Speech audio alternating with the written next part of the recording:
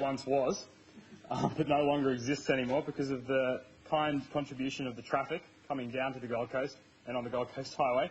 So we'll be swapping this around a little bit tonight.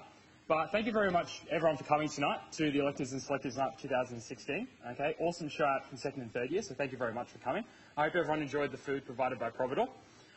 So tonight, this is the basic overview of what we're going to be talking about. It's going to be broken into a couple of kind of key areas. One, we'll have Sonia, the placements officer, and Harry talking about the school's perspective on electives and selectives in fourth year. And then we'll have some chats from people from our sponsors talking about grants available to students travelling overseas and what options there are for you in supporting your travels for electives and selectives. And then finally, we'll have some feedback and insight from students from Griffith and their experiences of the electives and selectives program. So we're very lucky to have Dr. Maya Reiniger here tonight, who is a Griffith graduate, who went overseas, as well as current fourth years Mia Zhang and David Flynn, who will be coming down to have a chat with us tonight about their experiences overseas.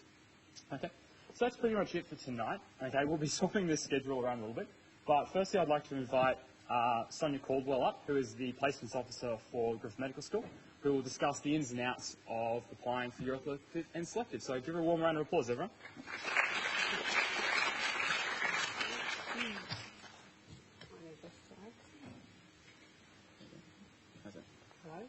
Hello?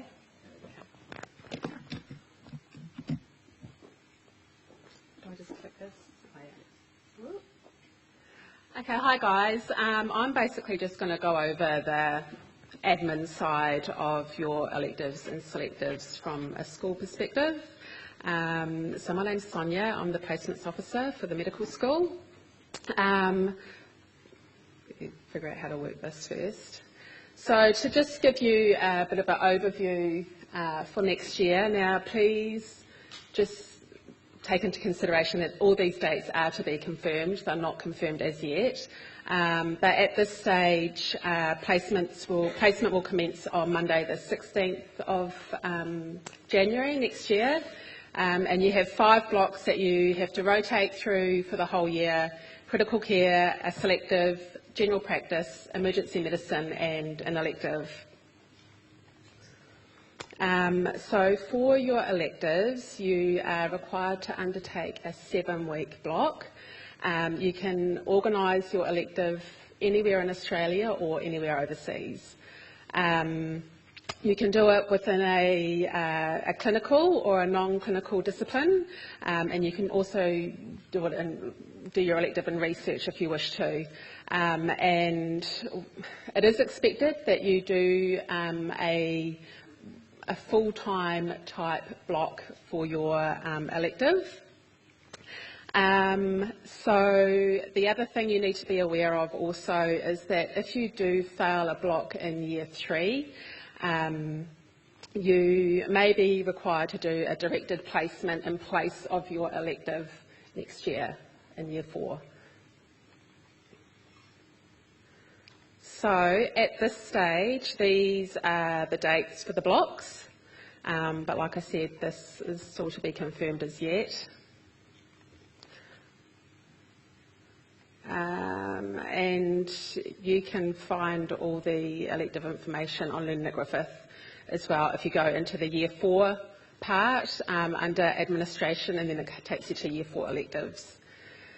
For organising if you want to organise your electives within this kind of area, these are the people you need to contact. Now please note that Gold Coast Hospital placements for electives, they will be leftovers from the selective list that the school provides you. You can't actually go directly to a consultant or clinician over at the Gold Coast Hospital to arrange your own elective. It has to be done through the school. So the general admin process is you go onto the Learning at Griffith tool, which is a self-organised elective process tool, and then you just basically have to complete all these details. So your contact details, next of kin, the organisation details. So if that's an organisation that's organising the placement for you, like Work the World. You need to put those details down as well as your host institution details, the discipline that you're going to be doing, the dates of your elective, and a learning plan. So the learning plan is basically what you hope to achieve from the placement, the reason why you've chosen this particular placement, etc. It doesn't have to be pages long, just a short couple of paragraphs perhaps. This is what the tool looks like. So this is for your details and your next of kin details. Then this is where you put all the information for where you're going to, who your supervisor is going to be, the dates that you'll be attending, and your learning plan goes in there as well. And what happens with that is once you've completed that, I actually receive an email and I can download the elective agreement and have it signed off by Professor McConnell. So for domestic-based placements, so anywhere in Australia, once you've completed that online tool, that's basically all you'll need to do, and it'll be signed off by Professor McConnell. And you will receive an email once it's been approved to download the elective agreement, which you then need to send to the host institution to sign. So just so you know, we don't need the original copies. A scanned email copy is fine from your supervisor. If you're going overseas, there's a few other things that you will need to complete. So all this information will be on Learning at Griffith as well. So if you're going to do a placement overseas, you need to also email me through. Scanned copies is fine. DFAT, a copy of your draft travel itinerary. So we just need rough dates to start with. So don't make any bookings until you've had approval from the school for your elective. You need to provide evidence that you've obtained any health risks that may be encountered while you're overseas, and that you'll take any vaccinations that are required for those areas. If you're going to travel somewhere where English is not the first language, you'll need to provide us with an explanation of how you're going to talk to your patients, etc. And then there's just a couple, the International Placement Declaration form, there's just a couple of forms that you'll need to print and sign and send back to me.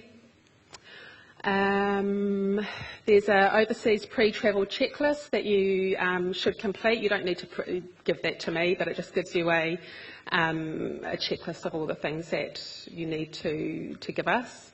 With regards to the insurance, you are covered by the Griffith University insurance, but if you decide that you're going to do some other stuff while you're overseas, some leisure activities, you will need to take out your own private insurance, which includes medical evacuation back to Australia. I believe you guys do have access to insurance through something. Anyway, and you'll also need to register your travel details with the International SOS website. If you decide that you want to go somewhere where there's a travel warning or a high degree, exercise a high degree of caution, your application will have to go through the high degree committee, and that obviously can take a little bit longer to process because it has to go through our insurance and different departments for it to be approved. Basically, they'll need to know that where you're staying is safe, it's like gated complex, 24-hour security, etc. How you're going to ensure your own safety. Are you travelling with other students? How you're going to get from the airport to your destination.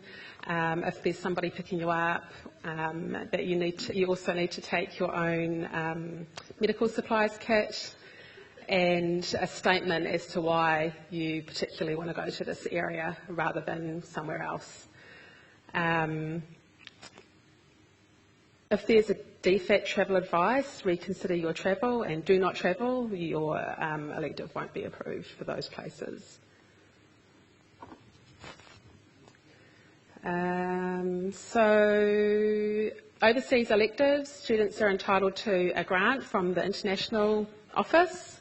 If it's approved, you need to complete your bank details and register your travel details with the SOS Trips, which I just said before. I believe that's about $500, and most people get that if you're going overseas. OS Help Loans is also available. We don't actually have anything to do with that, but we can provide you with a letter. If you require any letters for your elective applications, can you send them through to Ruth Davmore, who's our Medical Education Support Officer for Years 3 and 4, and she'll be able to produce those letters for you. Once your elective has been approved, you can obviously book your flights and just make sure that you organise your own travel insurance. If anything happens while you're overseas, please let me know. Sometimes, like this year, there was the cyclone over in Fiji, so we had a couple of students over there, and they left prior to it getting really bad, so they were able to come back to Australia, but we need to know if something like that happens while you're overseas, or if anything really. So that's electives. Now selectives are a little bit different. You still do a 7-week selective. Most of these placements are clinically based, and these are organised by the school, so you can't choose your own, well, you can't arrange your own selectives. You will be provided with a list, and you can make a selection using the online Learning at Griffith tool as well for that, and that's a first come first served basis. But prior to it being the tool being opened, I will put up the list of what places will be available, so you can have a look and see which ones suit you. These are usually from Gold Coast Hospital, Logan Hospital, Wesley, Tweed, and some other places around this area, and also rural places too. Yeah, that's just the directives. If you fail a block in Year 3, you will be required to do a directive placement during your elective block. Questions? Yep.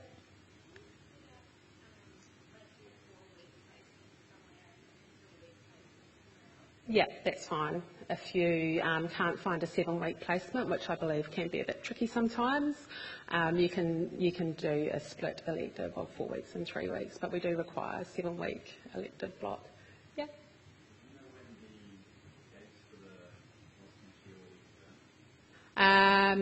So I'm hoping to, for the zone allocations for next year, that will be done probably mid-May, and then after all that's confirmed, then we do the rotation pattern for the year, so probably early to mid-June, that will be finalised, so then you'll know when your elective and selective places are, or blocks are.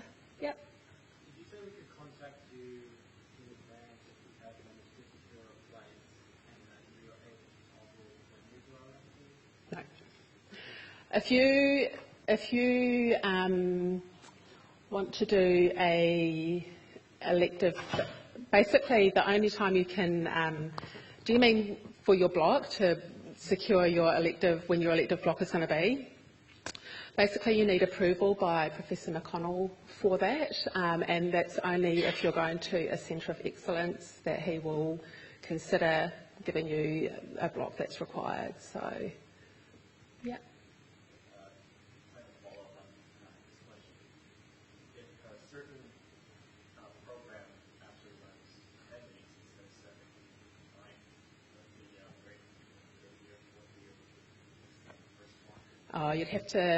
You would probably have to get approval from Professor McConnell for that. So if you wanted to start like late December, you're thinking, and Yeah, you really need to get approval for that because it's out of the school terms as such.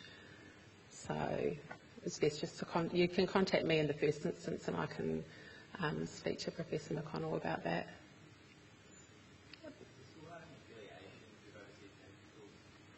I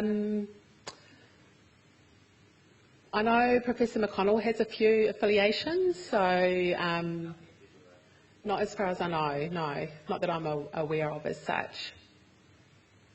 Yep. With the international placements, like what happens if the security risk of the country changes at the last minute? Then you won't be able to travel. So if it changes to do not travel or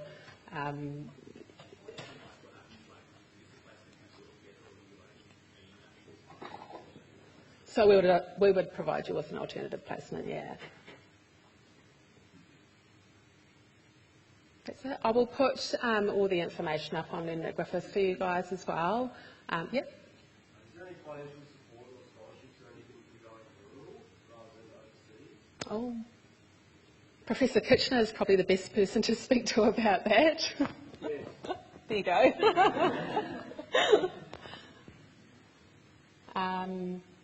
Is that it? Right, well, I'll put all this information up on Lynn Griffith for you guys, and I'll also keep you posted as to when the zone allocations will be done for this year as well. So just keep an eye out on Lynn Griffith for that information. Thanks. And Professor McConnell should be here shortly. I believe he's stuck in some traffic, so he'll be able to give you some more insight onto elective places overseas as well. Thanks. Awesome. Thank you, Sonia. I'd now like to invite Hannah Keel to come and have a chat about a electives grant that Hope Health have available. So please make it welcome. Hey, look at that. Hey guys, for those of you who don't know me, I'm Hannah. I'm one of the international reps for Hope for Health this year. Just letting you know that if any of you are thinking of going to a developing country for your elective, we have grants of $500 available for you. So $300 of that grant has to go towards the community. David Flynn got a grant this year, so hopefully he can give you a bit more information on what he bought. But it's up to you to organise with the community what they would like and what they would find useful, and we'll help you fund that. And then for your troubles, we also give you $200 towards your travel expenses, or if you're a super awesome guy like David, you can also use that towards the community. I'll post information about it up on your Facebook pages, or you can send us an email at international@hopeforhealth.org.au if you're super keen to get info straight away. Thanks.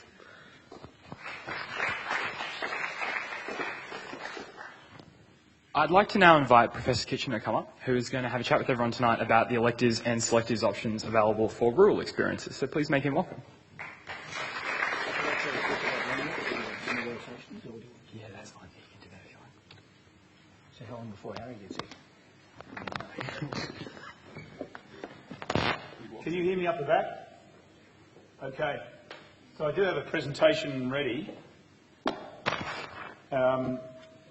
So I'm Scott Kitchener. I'm a bit late tonight because I came from practice and it took me about 3 hours to get here. It doesn't always take that long to get to the rural centres that we offer for both your placements in third and fourth year or for selectives and electives. But to give you an idea about who I'm talking to, who's the second year here? Any third years in the audience? Great, all right. So this is relevant for both of you guys because certainly the selectives and electives we offer are available for fourth years, so your third years have to make a decision pretty quick. For the second years in the audience, I'm also going to talk about Long Look, which is sort of like the mother of all electives. You basically go for a whole year. We do provide financial support.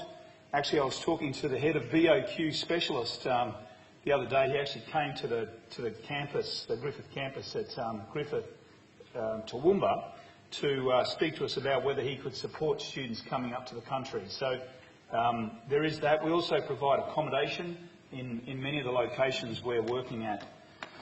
So, some of you will have seen me do the seminars, and before we do the third year placements, I think is the second year rural seminar. So we get a chance to talk about that more if you're in second year then, but it's worth thinking about what's available for fourth year as well.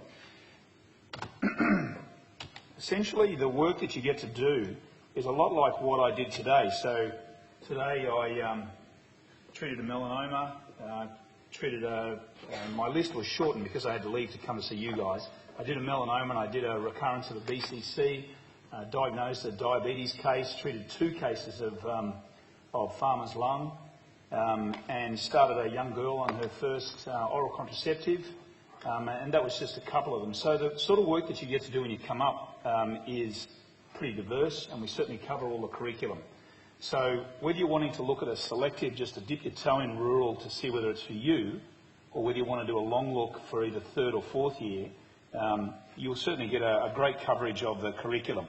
So I mentioned it took me 3 hours today because you're bloody traffic on the Gold Coast Highway. One of the reasons I live in the country, there's no traffic. My wife gets the shits if she has to actually park more than 2 minutes from the restaurant she goes to in Toowoomba. But basically for third year, so if you're in second year now, the red circles are where we do the third year program. And all of those third years are housed free of charge. And they're housed on the campus of the hospital, and they work. Basically, you are sought after as a medical student on the Darling Downs. I had breakfast the other morning with the chair of the DD8, the Darling Downs Health Service, because he wanted to make sure he was in suite with us to get more of you. Because when third year med students go to these rural hospitals, they get to do the admissions, they're doing the cannulas and the catheters and the sutures and the biopsies, and they're doing the ward rounds. They're actually acting like doctors, but they're very well supervised by the rural doctors and registrars in those locations. So next year we're also starting our fourth year site that may interest you, and that's up in the Sunshine Coast. So some of you may know that Griffith has been granted the Sunshine Coast Health Area, and the first program that will roll out there is fourth year long look. So for the third years who are doing fourth year next year, one option for you will be Sunshine Coast, and we'll probably hub that around an emergency experience at the Nambour Hospital. And you'll be practicing in the rural hospitals up and down the hinterland. You can live down the beach if you want, but that's where that'll be based. Otherwise, fourth year programs hub around where we can do emergency services, and particularly that's in Warwick and Kingaroy and Dalby, but there's good emergency down at Gundawindi, which is that circle on the left, and at Inglewood. All of those places have accommodation provided, and you do get a chance to see a tertiary hospital. So one of the things we found that the long look students really want to see is not just get the experience in a rural hospital, they will also want to see what's going on in a tertiary hospital. So every fourth year long look student now also pulls shifts at Toowoomba Hospital. So we bring you into Toowoomba. Usually it's around the time that you do your hub days. So every month everyone comes together anyway at the Toowoomba campus. And that's usually when they go out to see a band or go to the cinema, as well as do the education and the sims that we have on site. And at that time, there's a roster to go and also work in the crit care at Toowoomba Hospital and also the emergency department. And that's really good for linking the hospitals, so that the District Health Service really loves that. So that's fourth year long look on the Darling Downs and the Sunshine Coast. But what you're here tonight to hear about is the selectives. So we've started to look at a number of selectives, and particularly we're interested in giving you the opportunity to pursue your interest in Indigenous health. If you do Indigenous health in rural, you're more likely to see Indigenous people for a start, because the further away from the Gold Coast and Brisbane you get, the higher the proportion of Australians who are actually Indigenous. So rural is a great place to do it. It's a major part of the rural health curriculum for colleges. And these are the locations that we're looking at. And one particular new one that we're starting up next year is on Palm Island. But we're also looking at putting, Kathy Brocci is happy to have students come over to Quandamooka country. And then we have some more remote Indigenous communities that you can go to. Also, you can do rural here. So I'll talk about those more particularly, but you can see the locations are still not a long way away, but we do provide travel bursaries to try and assist you to get away. All right, so in addition to Indigenous health ones, there's rural and remote selectives that you can do. A really popular one is to go and spend time with John Hall. Some of you may know he's the current Vice President of RDAA. Yesterday he was down having tea and scones with the Minister for Rural Health. But John's actually a pretty down-to-earth guy, and it's a great experience to go and do a selective if you're just thinking you want to dip your toe in rural to see whether it's for you. The other thing we've started looking at is some specialties in regional areas, because we know that you're actually interested in doing some specialty work, and generally we find that students get that if they go country they're going to get to do more. So I want to talk about a couple of specialties that we've teed up in and around Toowoomba that will allow you to get a rural experience but also do more in a specialty area. And then we're continuing to run our academic medicine attachment to QRME, which is the arm of Griffith that runs the rural program. And you can come and do some research or do some work in academic medicine in Toowoomba. So I mentioned Palm Island and North Stradbroke. There's also the opportunity to do Indigenous health in Toowoomba if that interests you. There's a Indigenous health practice called Gilbury in Toowoomba. These ones we're working with Roy Ann West of First Peoples Health Unit to actually provide you with a certificate in rural Indigenous health. So these selectives have a curriculum. It's not going to be marked. It's not going to be that you get to the end of it and there's a big exam. It's about giving you the exposure to the sort of information that you need if you are looking at taking your medical degree in the direction of learning more about Indigenous health, which is what a selective is about. So in the same way as in the past we've provided orientation to our selectives, there'll be an orientation for this. It'll be a curriculum that's fashioned around the First Peoples Health Unit, delivered in Toowoomba, and then there's an ongoing weekly education program that we use, our remote education access that we have at the Toowoomba campus. And at the end of it, you'll be granted a certificate in rural Indigenous health, as long as you work hard and don't cause any trouble. So Palm Island is a new one. It's a great place. That's the practice. It really is like being in a developing country, but it's in the Coral Sea. It's a beautiful place. That's the view from the front of the clinic. This is the guy that runs it. His name is Ray Blackman, and he's the GP, specialist GP who works and runs that clinic up there, and he just loves working with students. And this is actually a couple of Griffith students. I know, are they in the audience at the moment? Okay, so there's a couple of Griffith students who went up and did 2 weeks in first year at Palm, and so you know we like to check these things out thoroughly, and it's always good to take some students and see what they think of it. But they loved it. It's a beautiful place. It's wonderful medicine. He's a fantastic, motivated teacher, and it'll be an experience of a lifetime. But if you're looking for something a little closer, or you think you need to commute, but you still would like to see that sort of island Indigenous health, we're fortunate to have access to the Yuliburraba, which is a clinic on North Stradbroke Island. You can stay there if you wish. You can stay there some nights a week, and or if you want to come back some nights a week or every night, there's actually a ferry that goes over from the mainland every day. So that's a great experience and a good opportunity for you to explore more of rural and remote Indigenous health clinics. Quandamooka country is very well evolved and it's a fantastic place. But I want you to also think about some rural and remote medicine places. So we have had some great experiences in putting learners at Jandowie, which is sort of about 30 minutes out of Dalby. So you're still near a cinema, for instance, and a coffee club. But it is very rural, and the guy that runs it, Luke Dwyer, is a fantastic rural doctor. Millmerran is where Andrew Reedy sits. He's the chair of QRME that delivers the rural program. At Millmerran, it's about 45 minutes out of Toowoomba, so you're still near to the hub where there's education, but it's a very rural place. Some of the med students that have gone through there have had fantastic experiences on Longwell, but we thought it was a better option to give you a chance to do a rural selective there and just see what it's like. And I mentioned Oakey, where John Hall is. If you want something a bit more remote, and we actually get students every year who ask to go as far out as they can. We've got a Longlock student this year at Miles, which is pretty remote, but even more remote is Quilpie and Dirranbandi. Dirranbandi, some of you may be aware, is the town at the end of the train line. So it's fairly remote, but it's a great little country town, and you'll do some fantastic work if you go there as a fourth year and want to actually practice being a doctor. There are doctors there to supervise you, and that's the last train station on the train line. We don't tend to train you out. You can actually drive or fly there if you want. Again, accommodation is provided. Just to be clear, we're going to provide subsidised accommodation if you want to do one of these things. So these are the specialties I was telling you about. So if you're interested in ENT or gen surge, radiology, radio-onc, or cardiology, then you can come up to the country and we'll put you into specialists that have asked to have Griffith med students. So these people have specifically asked me. The radiologist, for instance, is someone that I refer to regularly, and I was talking to her today and she was asking me how many students she can get for next year. So you are really sought after on the Downs, and these people want to give you a good experience within these specialty areas. So essentially, all of that's going to be on the web. A lot more about Long Look is on the web if you're interested in doing 3rd or 4th year Long Look.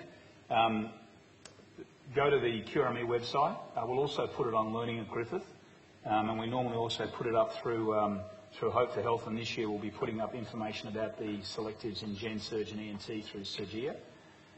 Or you can just email me direct, or if you're in Toowoomba, then drop in. We actually have real Tim Tams and coffee. And, you know, this is a big decision in your life, so deciding where you want to spend 3rd and or 4th year and where you want to spend your selectives, you should put some thought to it, and you should ask as much information as you feel you need to make a right decision. So I'm happy to take any questions now, directly or by email. Yes, mate. Is the PNG selective still available? So, sadly, PNG is called the land of the unexpected for a good reason. And the Kiunga placement that we have sent students to is probably not going to be stable in next year, and I'm not willing to send students to a place that's unstable, which is a lot of the drive behind us going to Palm. So Palm will have the accommodation and the flights and a big education orientation program put around it in the same way as PNG did. Yes?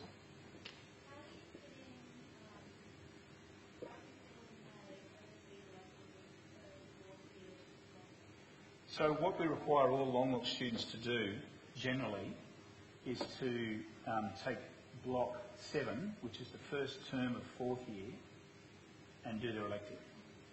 The selectives in Long Look tend to be done longitudinally. So, it's actually in the spiel below the slide about 4th year Long Look. If you said to me, you want to learn more about anaesthetics, then we'd put you in a place where you could do anaesthetics once a week, and you would do a pre-anaesthetic clinic, and you would have an anaesthetic list twice a week as your selective the whole year after you've done your elective. Now, you can do your elective as well in the country. We've had a couple of students who've come up and started in January, but we've had other students who have just wrapped off. And for that guy that was interested in whether you can do a 10-week gig, the Long Look students that get selected come to us in late Feb. Before that, we keep in contact with you by email, but you don't have to come to orientation. You just go off and do your elective. So if you want to do a longer elective, then you can start earlier. And you do need approval because it's about insurance and coverage, but that's how we do it for our Long Looks. Under really special circumstances, we've allowed Long Look students to do a block at the end and leave and do block 11 off it. But they do have to cover the curriculum a bit faster under those circumstances, so we recommend that they sort of start early. Does that answer your question, all right? Yes. Thanks, guys. You mentioned Nambour as a new possible location. Do you know if Griffith will have any sort of relationship with the new hospital? Oh, we are the Sunny Coast Uni Hospital. So Griffith has been granted the provider of medical students, and it's the medical university that will support Sunshine Coast University. It puts the U in Sunshine Coast University Hospital. Couldn't resist that. I was up there a week or two ago, and they're really looking forward to getting Griffith students. Unfortunately, UQ, in their inimitable way, have managed to get free access for something like 2 years. So it'll actually be opened with UQ students going into the uni hospital. But they're looking forward to having Long Look because they know that they can take Long Look immediately in January, whereas regular rotations probably won't start for a couple of years because of the infestation of University of Queensland medical students. That's probably best if you can delete that from the video of this. But yeah, so you'll still get a chance to get, if you choose to do Long Look in Sunny Coast next year or the year after, you second, third. So if you choose to do it in 2018, you'll definitely get access to Sunshine Coast University Hospital. We're doing some teaching there. You'll get access to quick care. You'll be able to go and see a tertiary hospital in terms of emergency med. The fourth year students this year are doing a research project about referrals of orthopaedic patients from rural down to tertiaries, and so that brings them into Toowoomba Hospital. We're doing the same research project at Sunshine Coast, for instance. So you'll see it, but we'll base the rural experience around Nambour because it's a much more holistic experience that fits with longitudinal programs like Long Look. Yes. Say that again. The desert. Yes, it is. Yes, it doesn't fit on the map easily. So what we do is we put, we've got 2 students in 3rd year. We tried 4th year at Beaudesert, didn't really work. It is available for 2 students in 3rd year. You have to live in a house though, we can't get onto the campus.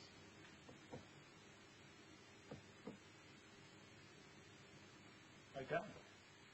All right then, so if you look on the Learning at Griffith, or if you look on qrme.org.au, or just send me an email, and I'm very happy to take any questions as you make your decisions. Thanks for your attention.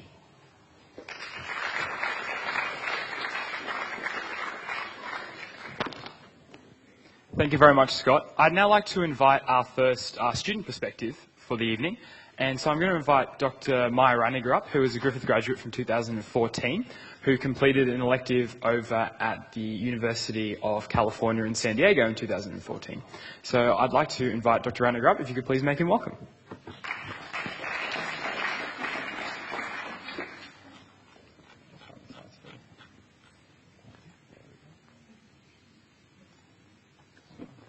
Hey guys, how you going? So I did my elective in trauma surgery in UC San Diego in October 2014. Just to give you a bit of insight as to why I chose San Diego, so give you a bit of background about me. So I was born and raised here in Australia until grade 10, where my family moved to Los Angeles, and I finished my high school and did my degrees at University of California, Irvine, and a postgrad in biology at Cal State LA. All the while I was volunteering at a trauma center in LA. So final year med student, I wanted to go back home, and my family was still there, so I wanted to be as close as home as possible, and I thought it would be pretty cruisy to be able to visit my family and friends at that time. That wasn't the case after I did this elective, but we'll find that out a bit later on. So San Diego, California. You'll see that's where Los Angeles is. So the actual trauma center was located right there, and it covered pretty much, the next trauma center nearby was in Irvine, so we pretty much covered the whole of San Diego in between Tijuana and all the inland areas there. So all the traumas used to get flown in, so it covered quite a bit of area. That's the actual San Diego region there, and Hillcrest was exactly where the medical center was. So the application process. The best advice I can give is to get started early and have everything prepared for the application date when it opens. So for the actual trauma surgery one that I applied for, you have to complete a pre-application screening form. That's a very basic form. It's an online application, and once that's approved, it gives you the right to go on for the actual application process. So the application from there forth was an actual basic form that filled out your personal information, and then you had preferences for your electives. My first preference actually was emergency medicine, and then second was trauma surge. So that form needed to be signed by Prof. Harry McConnell, and with a seal from the School of Medicine. And then another form with a list of all our clinical experiences, like that's basically all your rotations that you've done in 3rd year. And then a letter of recommendation, and that letter of recommendation needs to be from a faculty member that is in the specialty of what you're applying for that elective. So I actually, since I was applying for emergency medicine as a first preference, I had Lauren Stevenson at GCUH write a letter of recommendation for me. And then you need your health record and current immunizations. That's an extensive form as well. This was probably the reason I got the trauma surgery instead of ED, because I got a bit delayed. I had everything ready to go, and then I realized my TB test results, they weren't up to date.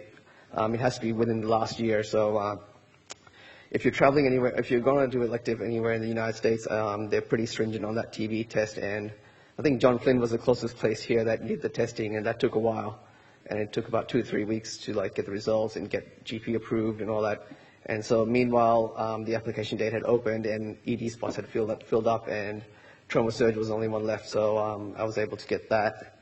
So if you were to apply somewhere like UCSD or somewhere in the United States, my best advice is to get all this stuff sorted and have just go on the website and look at all the forms very closely.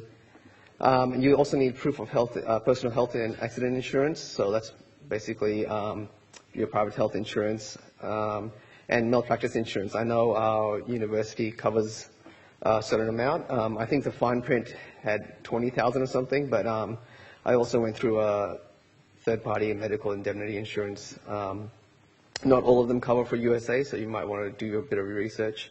One of them covered it, so I went with them. Then you need a dean's letter to say you're in good academic standing.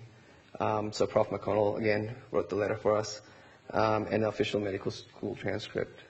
The other word of advice I can give as far as the application process goes, so they're very strict on the actual application opening dates, so you can't apply before then, and so there'll be certain dates when they're open, and it doesn't really coincide with our academic calendar year here, because the calendar year for US goes from September, August to May or June. So best thing to do is always keep in touch with Sonia and Prof. McConnell, and they were very accommodating in that fact. So there's always a plan B and plan C in case it didn't work out. So best thing for you to do is always keep in communication with them and meet with them regularly, just if you are considering these kind of electives where dates may not work out.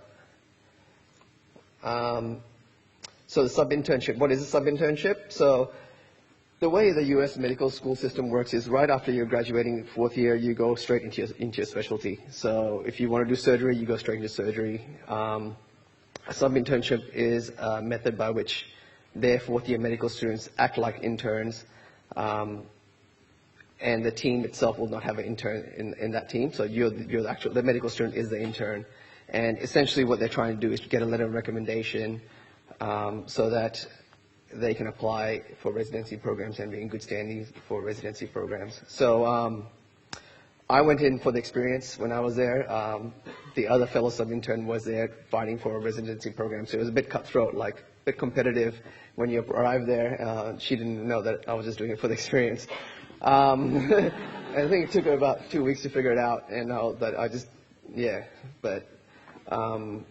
and this was pretty much my orientation. So I got a piece of paper saying what the course description was. If you notice the schedule there, so it's 10 to 12 hours per day, 7 days a week, on call every third night. So I didn't get to see my family like I planned to do. Cost was $500, and housing transport was not included. Okay, so they do give you a list of housing that they recommend or they're affiliated with, and you can sort it out that way. So that's the trauma surgery placement. That's where it was. That's the Hillcrest Medical Center. You can see at the top, standing out overlooking San Diego. And the bottom 2 pictures are the actual hospital as well. So UCSD has several sites. This was the primary site where the trauma surgery elective was. And then they also have the famous Moores Cancer Institute, and that's where the grand rounds was once a week, where you had to go at 6 in the morning. And there's also, if you're going to do a cardiovascular, if you're interested in cardiovascular surgery or cardiology, they have the Sulpizo Cardiovascular Center. So there's different sites depending on where you get your elective. So my first day pretty much rocked up, went to an office where I was told to go, and got there by 7:30 a.m. The receptionist gave me a textbook, gave me a paper, and said, "Yep, go to SICU, surgical ICU, and that's where your team is." And that was my orientation. I was fortunate to have Prof. McConnell as guiding me beforehand, and he advised me to read a bit on trauma before I went over, and I did do that, fortunately. The first day I got there, went to surgical ICU, and there was 2 traumas going on at the same time. And that's where all the teams were, so I went in and said, hey, I'm Mir, I'm the medical student, sub-intern. They're like, oh, you're a sub-intern, yeah, go grab the lead, put on PPE, and get in there. I was like, what? And that was my introduction. Yeah, so got in there, and the first thing they said is do a femstick. And I was like, what's a femstick? And they're like, a femstick. And I was like, and they said, get blood from the femoral artery. I'm like, oh, like an ABG. He's like, yeah. And I said, oh, I've only done radial.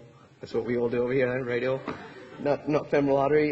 Bit nervous. So, yeah, they didn't care. They just like, yeah, I'll verbally guide you and talk me through it. And I had to do it on the spot.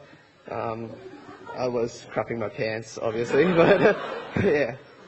So they're pretty. It's pretty full on, pretty intense. It was a wonderful experience. You did chest drains. You did, yeah. So I'll walk you through the day. So basically, the trauma team involved an attending, which is a consultant, and they're rostered weekly, so they change every week. There'll be a new attending for the trauma surgery week each week. And then there's a fellow below them, so they actually have been specialized in general surgery already, and now they're specializing in trauma surgery. So they're already a gen surgeon and aspiring to be a trauma surgeon. And then below them, there's 2 residents, which translates to our registrars. They're both about PGY2 or above. One of them is an ED resident, and the other one is a gen surge resident. And then you have the 2 sub-interns, which are 4th-year medical students and 1 3rd-year medical student. That comprises the team. So UCSD is unique in their trauma service in the sense that it's not integrated with the ED department, and I think it's 1 or 2 hospitals nationally in the United States where the trauma service is separate to the ED. So when I applied for trauma surgery from here, I thought it'd be integrated with ED because that's all I wanted to do. But I realized it wasn't once I got there, but it was still a good experience. The role was to manage all trauma patients that came through and also the surgical ICU patients. And that's another part I was left in the dark about. So once I got there, I was all ready for the trauma part, and I had no idea about the ICU part. And so we had to manage all the surgical ICU patients, and that was part of our role as well. So the sub-interns, you get assigned 3 to 4 patients each, and they're your patients, and you've got to look after them and present on them. The 3rd-year medical student below you would probably do 1 or 2 patients. And then you attend all the trauma calls in between. So the beginning, you'd probably get about, a 12-hour shift. It's hard to say. On a regular day, you'd probably get about 2 or 3 traumas every couple hours. It was pretty full on. Hours-wise, you do 12 plus hours daily. Culture was you don't leave until your registrar leave, so you're there for a long time, and you're on call probably every 3rd day. So the way the on-call roster was divided was, there were 3 medical students, right? 2 sub-interns and 1 3rd-year medical student, and you divide it between 3 of you for that each week. So it ended up being every 3rd day. And they're very big believers of see one, do one, teach one.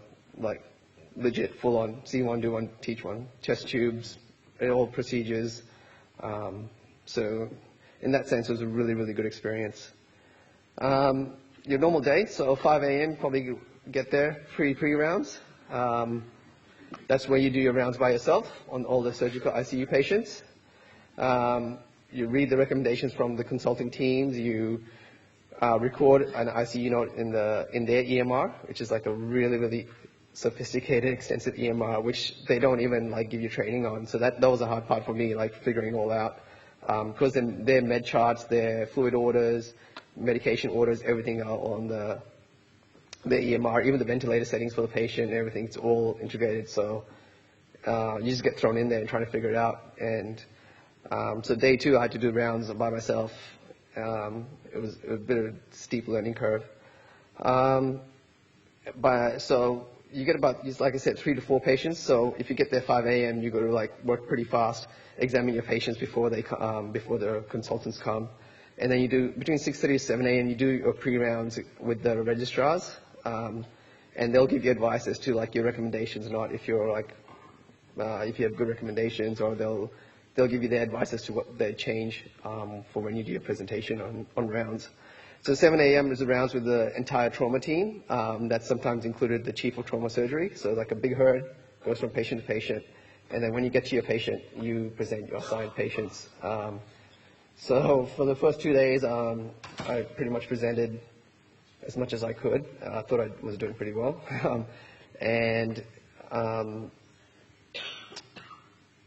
I think the second day, when I got to the second day, and then the attending, the consultants like, sorry, this thing just went off.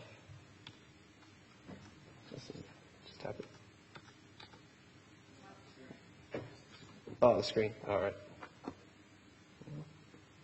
I'll let you figure it out. Well, okay, cool. Yeah, so the second day I was like, I didn't realize I was being babied into it, but I did my presentation and told everything about the patient, and the consultant's like, okay, so what's your recommendations? And I was like, what? What do you mean? It's like, what are you going to do for this patient? And I was like, I don't know. And that was obviously the wrong answer. It is strength through humiliation, that's the way they learn there. So you're expected to make a plan, you're expected to be the doctor there, so there's no fluffing around. So in terms of recommendations for ventilator settings, nutrition, everything, you name it, you have to give the plan. And if you're wrong, you'll be taught on the spot in front of everybody, like questioned and taught. It's like, or if you're right, they'll move on to the next thing, but they will not let go until, so it's, you can dig yourself a hole very quickly, let's put it that way. But it is awesome learning, like there's no other way to learn, and I think by the end of it, by the 4th week, you get pretty good, and when you don't get asked questions, you're like, alrighty, like I'm learning, like I've learned how to do well. So where was it next? So that's the surgical ICU rounds.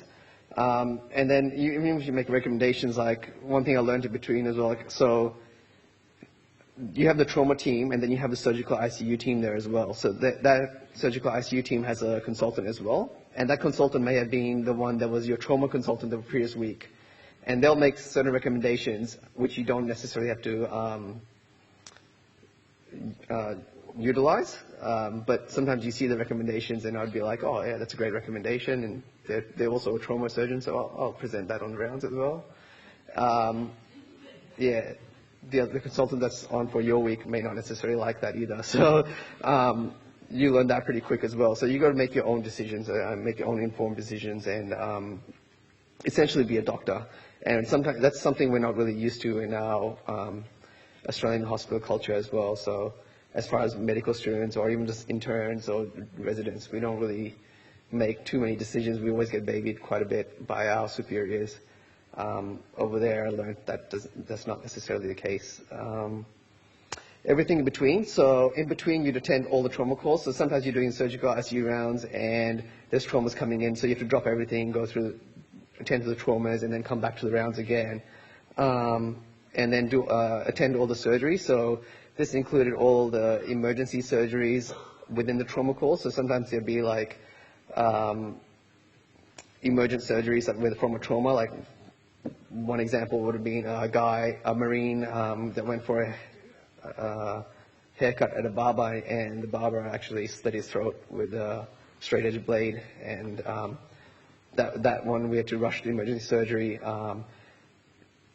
And that one I was like, oh, can I scrub in? That was like early on, and they look at you like, what do you mean can you scrub in? Like, you guys have to scrub in. Like, so a sub-intern is expected to scrub in on every surgery. So it was either myself or my partner. We were expected to be scrubbed in on every case. So we get to decide between the two of us. But there's no question of asking whether you get to scrub in or not. It's expected. And then also in between you do the ED consults. So it's pretty full on throughout the whole day. And then in between, you also get like the teaching as well. So there's a lot of teaching sessions and meetings. So your day gets filled up pretty quickly. The way the on-call used to work, so if you started off your day like at 5 a.m., you stayed in the hospital overnight, and you attended all trauma calls and managed all trauma patients accordingly overnight. So overnight, you'd have a consultant or a fellow, a registrar, and then just you, which is either sub-intern or the third-year medical student. And then come 5 a.m. the next morning, you do the rounds again, and then finish the rounds jobs, and then you get to go home because you're post-take. So you probably get out by 11 a.m., and then that's the rest of your day off, and you come back the next day again. Okay. Grand rounds, so they were once a week, and it was mandatory, 6 a.m. start, and they were fairly intense as well, the grand rounds. So they would start off with all the consultants having to tell the chief how many hours they put in. Usually it'd be 80 to 86 hours a week for the consultants. And if they went over something, they got penalized. So there was like a big audit there every grand rounds. And then you went through all these cases and presentations there as well. Morbidity and mortality meetings. So they were discussed on a bi-weekly basis within the department. So all trauma calls, they were recorded. So when you're working on the patient there's a video there recording everything that's getting done, and they were reviewed during the morbidity and mortality meetings and critiqued by the department. And all the mortality ones, they were presented in grand rounds in front of the entire surgery department and all chief of staff. And those were presented by the registrars, and they were critiqued extensively during grand rounds. Pretty much just next level stuff. Teaching, there's a lot of didactic teaching, and simulated patient teaching, and that was pretty awesome as well. The simulated patient teaching was really, really good. That was done by the head of trauma surgery. It's basically with the sim man, like we have over here, but all related to trauma. And then you also had once a week teaching and meeting with the trauma department, which were presentations, and they asked sub-interns to do presentations as well, sometimes as well. As far as learning lessons, so, learned quite a bit about the U.S. medical culture, even though I'd done volunteer work there before, prior to med school. It's just a different perspective from having gone through med school and actually working there properly, including referrals, implementing recommendations, hierarchy, the EMR, that was the biggest hurdle, I guess. The medication and drugs, because they go by brand names, so it was a bit of a hurdle. But other than that, it was like a really, really good experience. If anybody wants to work really, really hard, and it makes you really confident for intern year. So when it gets to intern year, I was pretty confident for my first rotation. Wasn't nervous at all after having gone through that. Hurdles wise, I don't know, seeing your friends on Facebook having a good time on the electives and sitting on the beach, but I have no regrets doing this elective at all. To be honest, it was a fantastic opportunity. I was glad I got that opportunity to do it. So these are some pictures from the rotation. So there's a lead on the left that you have to always put on because their imaging goes on at that moment while the trauma calls are going on, and you wear PPE on top of it. The guy in the middle, he was a third-year medical student. Made some great friends there. He's actually going to be in the orthopedic surgery program as of next year. Guy on the right was the ED Reg. He's actually a consultant now, so he's the ED Reg consultant. That's one of the trauma bays. So if you look up there, so that's where the patient information would automatically come up as to what the mechanism of injury was and what the EMBOs would say, what injuries that we knew of. This is the X-ray machine, so there would be imaging while you're working on the patient. If you look here, so if you can see, that's the actual camera that's recording. So it's motion activated and it records the footage as soon as you get in there. And that's the footage that gets played during the M&M meetings. That's it. Any questions? Yeah. How do I? My goal was to go to California as close to home as possible. So I was just searching pretty much all the electives available in California, and this popped up. Yeah. what were you expected? For the first few times, I just pretty much assist, like retract, things like that. But at the same time, you're getting grilled, like what's this artery, know your anatomy, like pretty much like at the same time, and yeah, and pretty much assist all the time, yeah. Nothing, nothing like on your own. You're not doing anything on your own, you're always supervised, yeah. Yeah. Did you have to sit any USMLE step exams? Not for this elective, no. Yeah. Do you have to for other elective? There are some that you may have to, but yeah. But what this elective did help me decide was that we have a good work-life balance here in Australia. So it did help me decide, because I was contemplating whether to go back there for residency or stay here. And obviously chose here because of the work-life balance, yeah. Yep. With the official transcript, Yeah. now I don't think there's anything on it. It's a Yeah, it's fine. As long as it's official. So you just go to the medical admin over there and they print out the official one. Yeah, as long as it's not like a draft copy or anything. you send another with it takes money.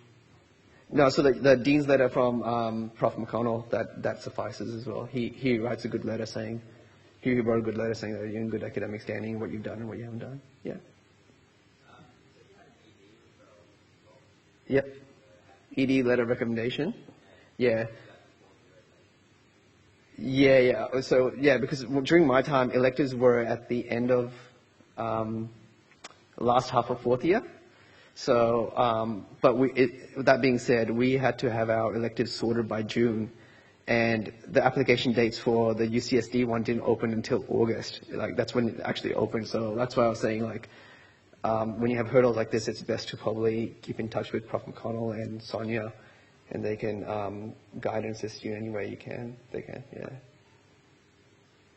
Any other questions? Oh, yeah. I'm dual citizen, but I'm sure there'll be no problem for visa, yeah. I don't know how it works in that sense, yeah. Probably like a holiday visa, because you're only there for 4 weeks, yeah. Or, yeah. It's not really a holiday, but yeah. Any other questions?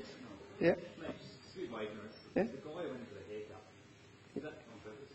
Yeah, that was well, like he was arrested. Like most of the traumas that we saw, they made the news. Let's put it that way. Like 50 or 60% of them, you see the next day on the news.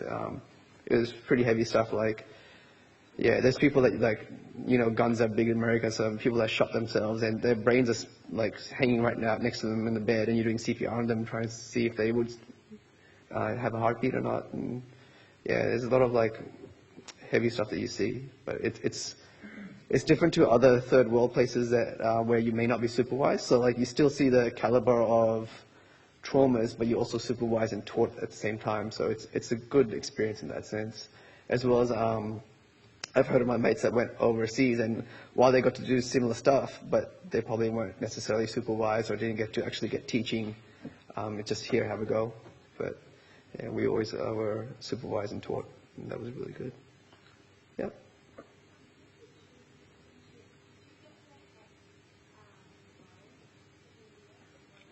No, it was because the elective was only $500. I mean, I didn't need it. I just saved up for it, and yeah. Yeah, that's it. Cool. All right.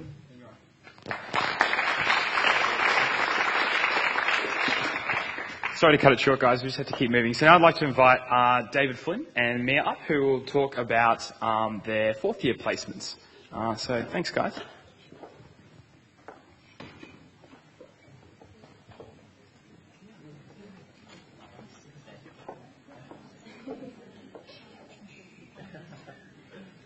Which one? Oh, right, so that one's going in. And it should be, yep, that one. And just, yeah, we'll open it up later. There you go. Yes, great.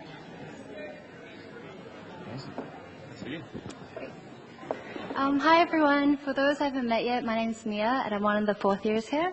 So I'm much more of a visual person, so most of my presentation will just be pictures. So I did my lectures in the States for 3 months, just got back, and I've been asked to talk about my experience over there.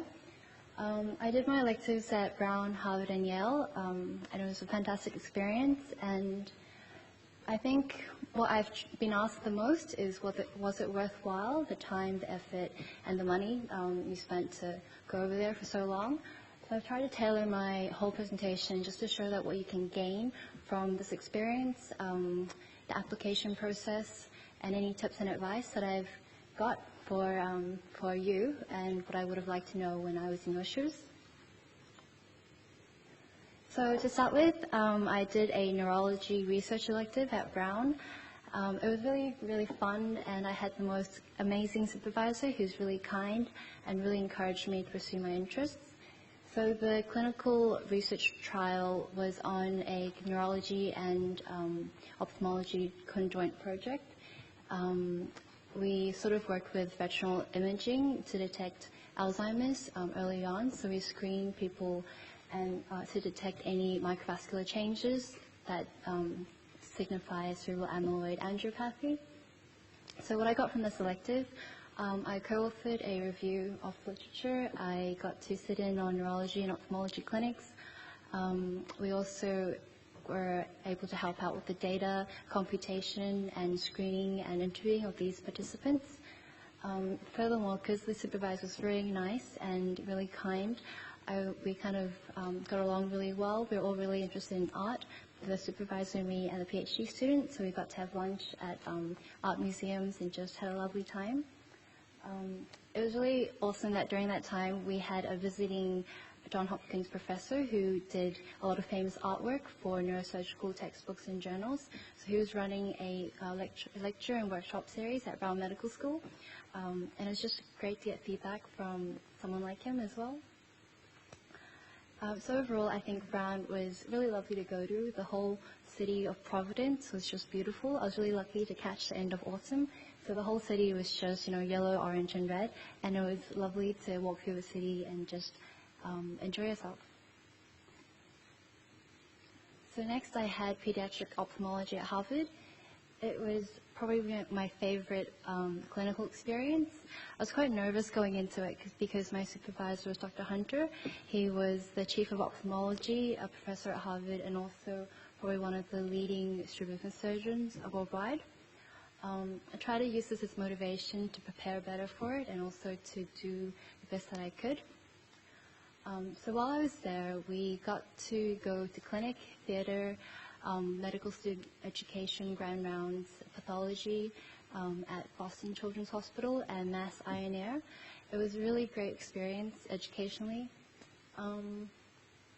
So with the surgical experience, which I think is a highlight of my time here, I'd like to dispel a myth that kind of gets passed around, that if you go to a center of excellence, you don't get a practical experience, and that's totally not true. I was one of the first, I was the first medical student that Dr. Hunter let do a muscle tenectomy and recession by myself. And also during my time there, I was able to not only become the first assistant, but also the primary surgeon for some cases. And it might sound very scary right now, but they really walk you through it. And what I love the most about the whole team here is that they give you a chance to show what you're capable of, and then they work with you to progress your skills and to develop yourself further. So as soon as Dr. Hunter felt comfortable with me suturing and knot tying with the ophthalmology microsurgery sort of techniques, he would sort of teach you more and get you to really work harder and really fostered a good environment for learning. There was a very steep learning curve. I had to sort of have a notebook and write down procedures, draw diagrams, the names of equipment every day. And I was adding to this by 5 or 10 pages every single day. It was just very hard to keep up with it, especially since Dr. Hunter had a lot of his own unique techniques that you couldn't Google online and you couldn't watch videos of. So there's a great variety of consults. I got to go to Mass General Hospital, Birmingham Women's Hospital, as well as the other two that I was assigned to. So really it was a great, almost medical tour of Boston and all the hospitals there. In addition, it was really inspiring. So the doctors there, all of them are very great clinicians and surgeons, but on top of that, they're great leaders, they're great innovators, they did fantastic research, and it just inspired you because they were such good role models. And despite being so busy, they would invest a lot into your education as well. So if we had a no-show at clinic, instead of the attendings going to catch up on dictations or, do all the work that they're working on, they would actually, tell me to come over here, and then they would sort of let me try and practice, using the indirect and direct ophthalmoscope, lens meter, retinoscopy, and do all these things and practice on them. So it really, the investment and effort they put into my teaching really helped me and inspired me to put more into my learning. It's very hard to not gain a lot from experience when all these people are all collectively working very hard to teach you. And that's another really strange thing about these electives as well. I didn't realize that I'd be the only student on this rotation by myself. So at both Brown, Harvard, and Yale, I was the only student on that whole department. So the ratio would be something like 20 or 30 doctors and only one student. It means that you get pumped a lot, and you kind of have to be very onto it the whole time, because you can get asked anything. You can't kind of like look around and hope the other student answers it. You kind of just have to be, okay, well, I think it's this. So that's another thing that you should sort of be aware. You should be very prepared for these electives, because you're not always going to get other students who will be on it with you. So I really enjoyed this elective. And this is another sort of myth or another misconception about doing an elective at a center of excellence. You might feel that you'd only get to see very privileged patients, or you might not get to concentrate your efforts on the people you feel would need it most or would benefit most from it. So I was directly involved in patient care with people like Leo as well.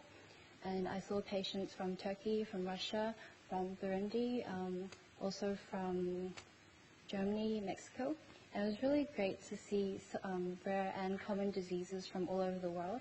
I think that's another great benefit from going to a center of excellence, that you get to see a great diversity in cases. And it was great to see that whether it was a privileged patient or pro bono case, they were all treated very equally and very well.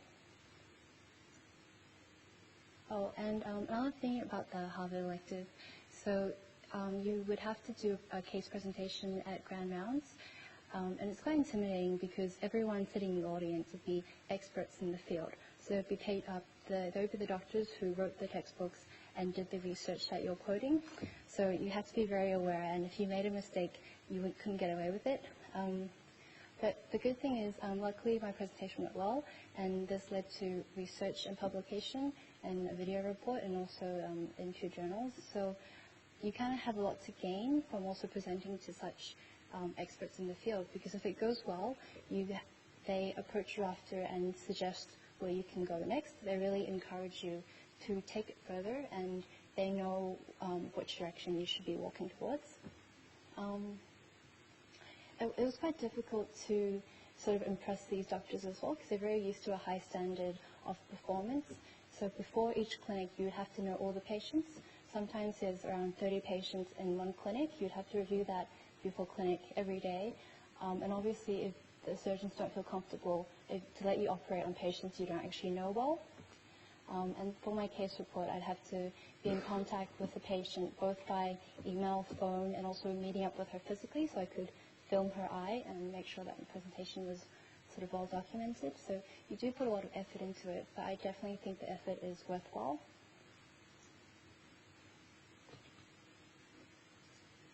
Sorry. Okay. So my next elective was at Yale in neuroradiology. It was just like a winter wonderland by the time I got there, because it was so cold. I'm pretty sure I never want to get that close to Canada ever again. It got to negative 22 degrees Celsius. It's just ridiculous. Walking to hospital, and I lived in a dormitory right by the hospital, 5 minutes away. You'd feel your fingers start to freeze over, and you have to get there and just try and warm it up really quickly. I think one weekend they said 10 minutes out in the cold would give you frostbite. Okay, so the electives. So I was in neuroradiology, and we worked in head, neck, spine, and also the brain, which is probably the main component. It was really fun, quite intense too. On-call sometimes you'd be working for 17 hours straight. But they really get you involved. So we were doing lumbar punctures as well as reading X-rays and MRIs. So reading PET scans as well, and CTs, lumbar punctures, angiography, a lot of interventional neuroradiology. So we did stenting of aneurysms and worked with the neurosurgeons as well. The teaching at Yale was really fantastic. So the resident teaching was every day from 7:30 to 9, and then again at 1 to 2. So that's every single day. I think it was kind of terrifying how much you're being taught. Just so much information. We also had to do a presentation for Interesting Case Conference at Yale as well. So I presented 3 pediatric patients with Miller-Fisher syndrome who had, MRI changes, abnormalities with optic nerve 2. So I was really lucky to get a paper published for that as well. And it was just a lot of, it was kind of opportunistic. But if you did see something you're interested in and you wanted to do more research on, doctors really encouraged you to take that further if you wanted to. So you definitely weren't expected to publish, or you weren't expected to perform at any sort of level, but they pushed you, or more so they encouraged you to do what you're capable of, and they kind of had a really great environment to make the most of the opportunity that you had. And Yale probably, this is the biggest part of Yale, is that they had a great student culture, so I got to be immersed in the American college life. I was living with final year medical students, and it was just, we had the Super Bowl together, Chinese New Year's together, and a lot of other things. They had their Yale sort of med review on during the time I was there too, so it was just really fun, and kind of felt what it was like to be a student there. Their dormitories are a bit insane. They had a dance studio, they had a gym, a pool, fencing, carpentry workshops, recording studio. What else did they have? Just like everything you could possibly. They had a weaving room, a whole room with a giant loom and all this, I don't even know. It's just, you walk by and I'm like, what's that? And why do you need it? So yeah, they were really well equipped, and I just never wanted to leave. The food was really good at the dining hall as well. And churches were a big thing at Yale, as you can kind of notice.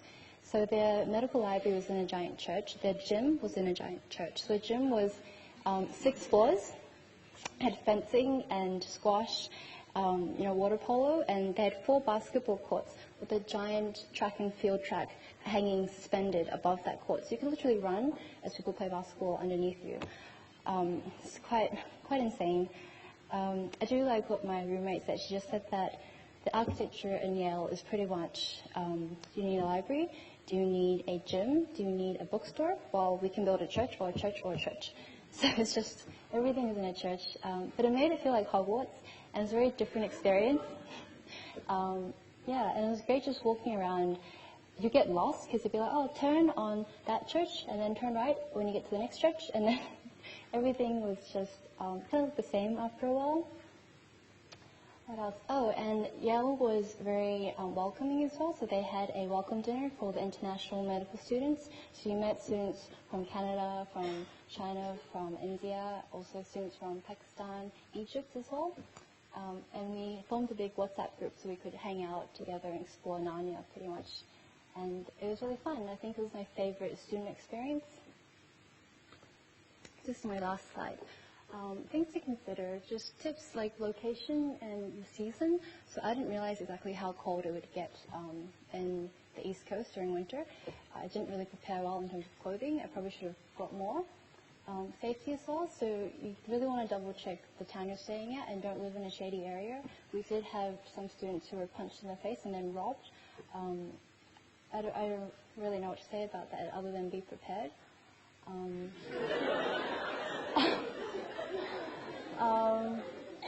And local contacts. So I think one familiar face in a city of strangers can really make a huge difference. I think I would have been quite burnt out if I didn't have my boyfriend and some high school friends also at MIT and Harvard and Boston. So it was really great to go on road trips together and just have friends there. So whether or not you made friends while you're there, you have a point of contact. So I know a lot of people have relatives or friends overseas. It's not a bad idea to make a good use of that. It's really helpful if someone knows where to do laundry, knows where to eat, knows where the bus is, and understands the local system there. And I think that made a huge difference. So I wasn't late to clinic all the time. I wasn't, caught up, and I wasn't, ever in a situation where I wasn't prepared because I had people there who knew the place really well already. So applications, what I would recommend is look at where you want to go in terms of either do it by specialty, like I really want to do neurology, ophthalmology, or a specialty, and then list schools you want to go to in that aspect, or you can do it by location like I did. So I based my targets around Boston, where my boyfriend is. So I just looked around the 2-hour radius and applied to the schools there. Put that into a table, probably on Microsoft Word or something, and just make sure you're very clear about application dates, when they open, when they close, the fees, and when that's due. Also, in terms of how long each elective is and when it starts, not all of them start at the beginning of every month. Also, then offers. So it's really important to know when the offers come out, how long before you have to accept the offer, if you have to pay for the elective and when that's due, and also the contingency plan for if I get an offer and I accept, and then I want to decline this offer, what I can do about that, and do I still have to pay? So that's probably my biggest mistake, is that I didn't really plan all that quite clearly from the start. So I think when you apply to the States, it's a good idea to apply to more than what you have available, because you're not always guaranteed to get it, and often they don't tell you until 30 days before the start date of the elective. So I had a huge scuffle when the offers came out. I wasn't really sure what to do. It was really stressful trying to get involved. I could get that solved with the university as well, because obviously by that time everything's locked in and you kind of have to make last-minute changes. Balance, so do try and enjoy yourself too. I didn't really mean to do such a long elective. Because I wasn't organized enough, it kind of worked out to be longer than what I'd anticipated. I definitely would recommend future planning, and just make sure that you're aware very well of when the dates of the offers come out, when to accept, when to reject, and what you can do about that, and find that out very, very early so you are prepared. And I think the best part of 4th year definitely is just having time to do anything you want, anywhere you want, and I hope that no matter what you do, you make the most of the time that you have. Okay, thanks. Guys, I'll be very quick. I know I pretty much stand between you and leaving, so I'll be 5 minutes tops. Here we go. Okay, number 1 rule of your elective, have fun, guys, okay? Literally, it's the number 1 thing. If you're not having fun, you shouldn't be on elective, okay? It's the one time you get to do what you want, when you want, okay? So I was lucky, I'm a 4th year student as well, sorry, my name's Flynn. I was lucky enough to get my elective in the first block, so I took another week and did an 8-week elective, sorry, and even a couple more days than that, so almost a 9-week elective, just to hang out in London for a bit.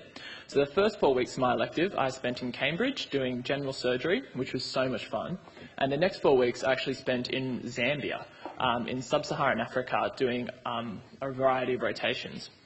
I won't speak about Cambridge too much. So obviously I went to Cambridge, it's in England, a lot of pretty scenery, really awful at punting, a lot of pretty scenery,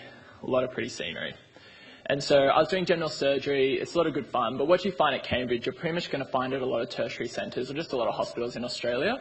And so if you do general surgery or upper GI surgery specifically that I did there, such as esophagectomies or gastrectomies, it was so much fun, got a lot out of it, surgeon was a legend, let me kind of come and go as I pleased, didn't have to go to ward rounds, it was awesome.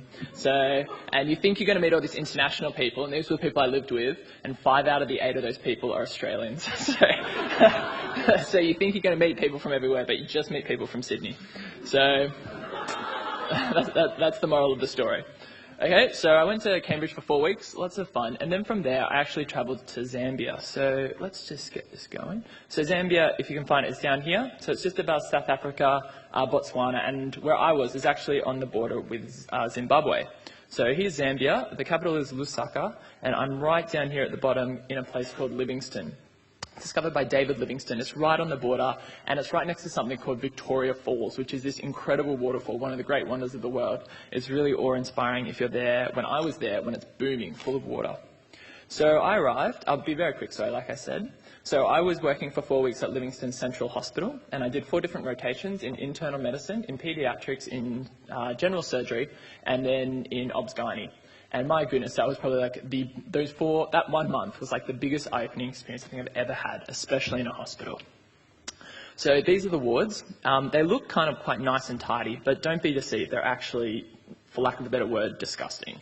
So like the beds are just like filled with bodily fluids, like everything gets washed, but it's just not nearly up to standard.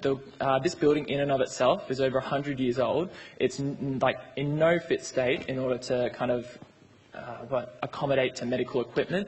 You can see on the windows, they don't have fly screens because they can't fit them in the windows, but this is actually a high risk area for malaria, so you can be sitting there and just get mosquitoes all over you.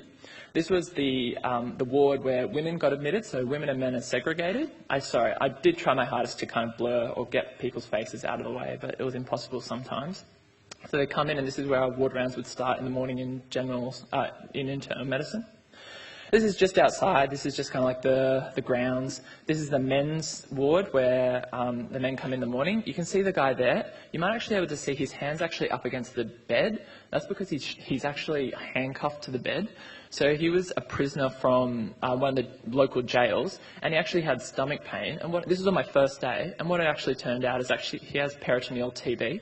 So you might think tuberculosis happens in the lungs. It happens pretty much anywhere in your body. And so he was just there lying in agony, and they just kind of popped a cannula in and just drained all this fluid out of his belly, and yeah, there you go. And then he went to the ward, and then we went with him to the ward, and then next to him in the ward was a guy with TB of the spine, or of the vertebrae, called Pott's disease, and the guy next to him had TB of the meninges, or of the brain. You're just like, what on earth? You know? Like, what is going on in this country? So you barely ever, I was down at Tweed last year, I don't ever see anything like that, but here are 3 guys with 3 different TB pathologies right in front of you. And this is on my first day. So, and if they're not presenting with TB, with different, varieties of TB, it's very sad, but they're mostly presenting with different opportunistic infections of HIV. HIV is massive. About 1 in 7 people statistically have HIV, but when you work at a hospital, 9 out of 10 people have HIV. They're all screened for HIV when they go there. And the reason why I went to this hospital is because they actually have a centre of excellence. Not quite a centre of excellence like your centres of excellence. This is a Zambian centre of excellence. And this is the HIV centre. And it's the biggest in the southern region of Zambia. Has thousands and thousands and thousands of patients. And there's one for adults and there's one for kids. And I volunteered in both during my internal medicine rotation, and going specifically to the kids' paediatric HIV centre was one of the saddest things I think I've ever had to do. That was really sad. There's no happy stories that come out of that place, sadly. This was just in general medicine. Someone printed the ECG far too long, so we all had to line up down the room so we could read the ECG strip. This is the men's ward. So like I said, men's and women's are segregated. It might look okay, but the beds are really gross. All the furniture is kind of going to dust, essentially. And the weirdest thing is that they, once again, have no fly screens on the windows. And so we're in the middle of ward round, and there are these 2 massive wasps flying around the ward. I'm just kind of ducking it. Everyone else is completely cool with it, but there are these 2 massive black wasps. And I was like, is that normal? They're like, yeah. So I was like, okay. So you just kind of not get stung by wasps. So I just got the photos of the hospital. So this is outside the hospital. This was a really lovely lady. She just got admitted. She came in because she thought she had pneumonia, which she did. And it turns out she actually had HIV, which led to the pneumonia. This lady on the left is a saint called Sister Mokuka. She helps run the HIV clinic. Absolute salt of the earth. And this is a lady, sorry about her face. I really should have kind of blurred it or made a better effort, who was there for the HIV clinic. Go with that. This is the local markets. This is Marumba markets, where all the locals buy their food and their veggies and their clothes and pretty much everything. Very eye-opening. When I say they buy everything second-hand from Western countries. So everything's a bit grotty. Everything's pretty much our leftovers get shoved into this market where the locals buy it. So it's very eye-opening. Much else to do around Zambia is to go on safari, which I love. So here's some hippos. And here are some elephants. So one weekend I did a couple of safaris because it's good fun. So I went over to Botswana for the weekend, and I went to something called Chove National Park, where they have the largest population of elephants in the world. So there are some elephants. There's some more elephants. There's some more elephants. It's really beautiful scenery. There's a giraffe. There's some more giraffes. There's some lions, which you don't usually see, which we were very lucky to see. There's me and a selfie with some white rhinos. So there's a mum and its little baby. And there's a selfie with some zebras. So these are in the 5-star hotel. So there's this 5-star hotel there where you can go get a drink and watch the sunset over Victoria Falls, and they just have zebras just walking around, so you can just get a selfie when you feel like it. So Oh, okay. And so in my third week, I was doing a general, sorry, I know, I'll be very quick. I was doing a general surgery week, essentially. Once again, weirdest experience of my life, especially coming from Cambridge general surgery to going to rural Zambia general surgery. That was very bizarre. But in my third week, during surgery, once again, there's no windows and they have an open window. So like there's this guy having an operation and there are 2 wasps flying around above us and there are flies landing on the sterile field. Like it's not where you want to get treated, but it's just what they have to have. But then I got told that the doctor, who usually is like the GP in this village and rotates around, is sick. And so for 3 days, I was actually told that I had to go be the local doctor in this rural Zambian village called Makuni Village. Whew. So this is me, and this is me in my little GP practice here. And that girl there is called Bridget, and she was my translator. And so she just finished high school in the village. The village is about an hour outside of where Livingston, essentially. So about 7,000 people live there. And every morning I had my little GP clinic, people came in. I didn't have any internet. I didn't have any resources. I pretty much just had my Oxford Clinical Handbook, and I printed out paediatric doses for paracetamol, because you need that. This is the village, so this is where people live. This is where one of Bridget's friends lives, in the mud huts. So it's very real. And this is her posing in front of her high school, which she just graduated from. This is just one of the local streets in Livingston and like the fresh food market, essentially, where you can buy it on the side. And I would just like to make note that Hope for Health do give out what the Hope for Health International Elective Bursary. So I was actually very fortunate that when I was over there, I kind of put in a last-minute plea, like I saw this, I was like, please give me money, these people need it. So I was actually, on behalf of Hope for Health, very fortunate to donate $500 to the HIV Centre. And I couldn't think of a better cause to give it to. They're just doing incredible work. And so that's on the left, that's Sister Kashwela, and in the middle, that's Sister Makuka. Absolute legends.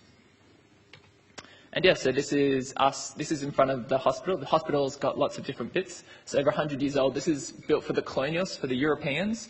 It looks like a nice building, but it's really not. It's really kind of grotty and gross inside. And the other buildings are kind of on the other end of the hospital, and they're equally not as nice. So it is kind of a very resource-poor hospital. They ran out of tubes. They can't do ABGs. They only have one ABG machine. They have a CT scanner, which they got 3 months ago, and it doesn't work because they don't have enough power. It's a very resource-poor hospital, and it's very eye-opening. And yeah, like I said, there's also Victoria Falls. So this is just like a very nice picture. You get to go do it on your spare time. It's very picturesque. Really quickly, if I could give you any tips, start organising early. I love to travel. I travel like crazy, so I look forward to this since I got into med school, so I knew what I was going to do.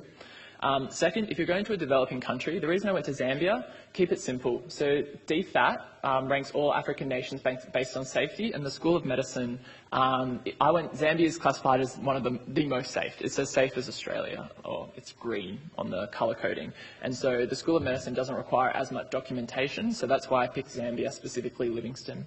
So just keep it simple. Otherwise, I think you have to do a report or something where you have to kind of go into a bit more detail, and it's just more work that doesn't need to be done.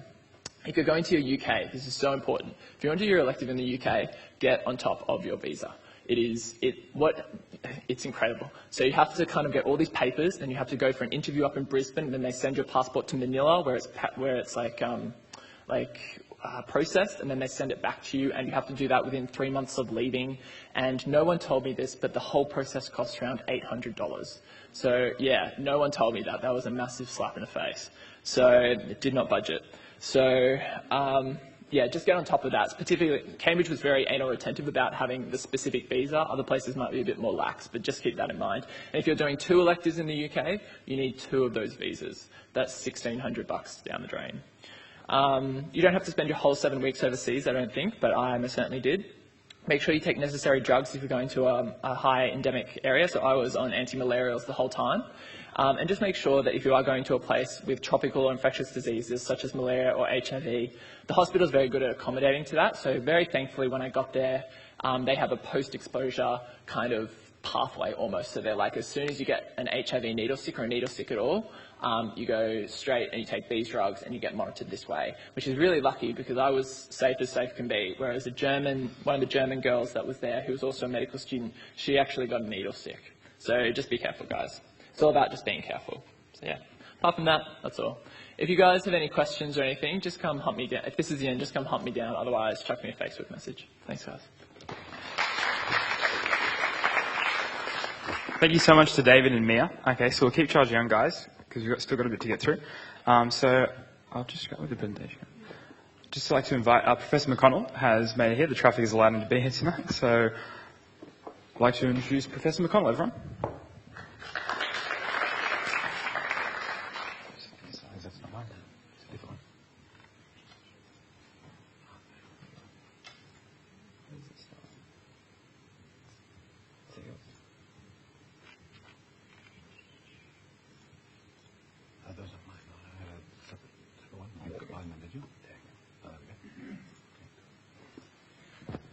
Okay, great.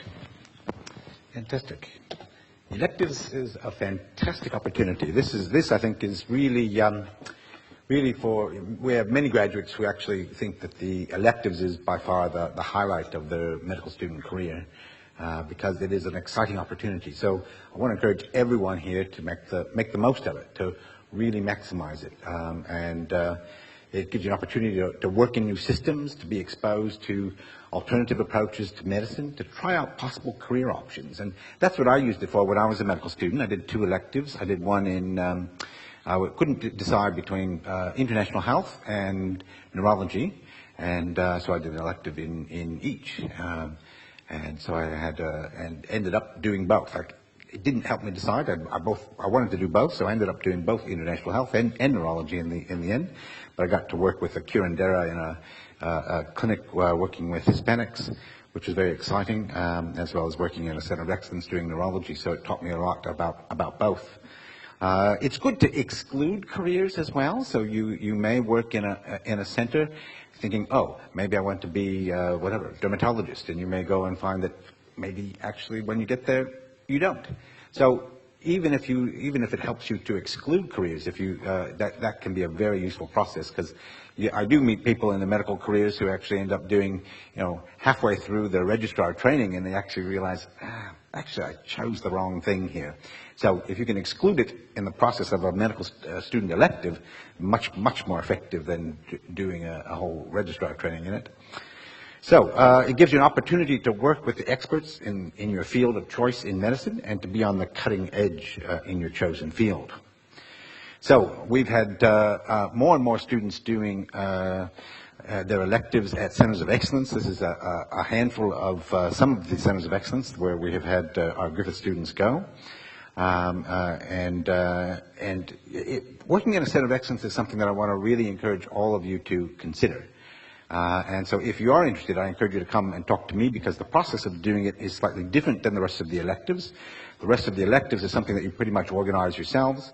But we have a very effective process for getting people into centers of excellence. So we've had many people go to Harvard, for example, now. And even though the rate of acceptance to Harvard overall is about 1 in 2,000 applications, we have had quite a few students go very successfully to Harvard. So we've got some processes in place that I can help you with. So if you are interested in doing this, do come and see me. Now, if you want to work, most of the centers of excellence will be in Europe and in North America. In North America, there is an exciting opportunity to work in centers of excellence and do something called a sub-internship, which is what Mayur described. And that is truly an amazing experience, and it doesn't really exist outside of North America. Most of it's in the States. There's a few places in Canada that offer it, but mostly in the U.S., where I did my medical training. And it's a whole different mentality, and you do get to do amazing things that you couldn't possibly do in an Australian medical school. So you do get to do surgeries yourself. You do get to be the primary person in charge of looking after the patients. So a sub-internship, what they do is they actually will take a clinical team, and they will actually have one less intern for a clinical team, with the idea that a fourth-year medical student will step up and act as an intern. So you are actually acting as an intern, and it gives you tremendous confidence when you do actually become an intern, because if you can survive what Mayur survived, then you can survive anything. So our first student to do a sub-internship was at Harvard, and he had the most amazing experience. While he was at Harvard, he spent 100 hours every week while he was there actually in theater.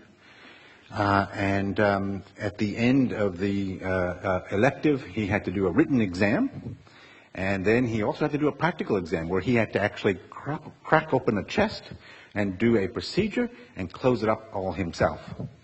And all this under, excellent supervision. So there was, the consultant right there ready to step in if there was anything wrong. But it's a very different experience than you could possibly get at any medical school in Australia. So I highly encourage people to look at that. Now, so there's lots of different types of electives you can pursue. So Centre of Excellence is one type. Other things that just are not adequately explored in the medical school curriculum, it's a fantastic time to look at that, to look at rural medicine, which you'll hear about here shortly, indigenous healthcare. People are doing research electives, public health electives, epidemiology electives. You can do elective with health policy, working with the health minister, for example, or health economics. Medical education electives. You can work in disability care. You can do medical legal electives, pathology or laboratory medicine, lectures in ethics, and lectures in and also electives in international health. So there's a whole plethora of different things that just aren't adequately covered in the curriculum in medical school.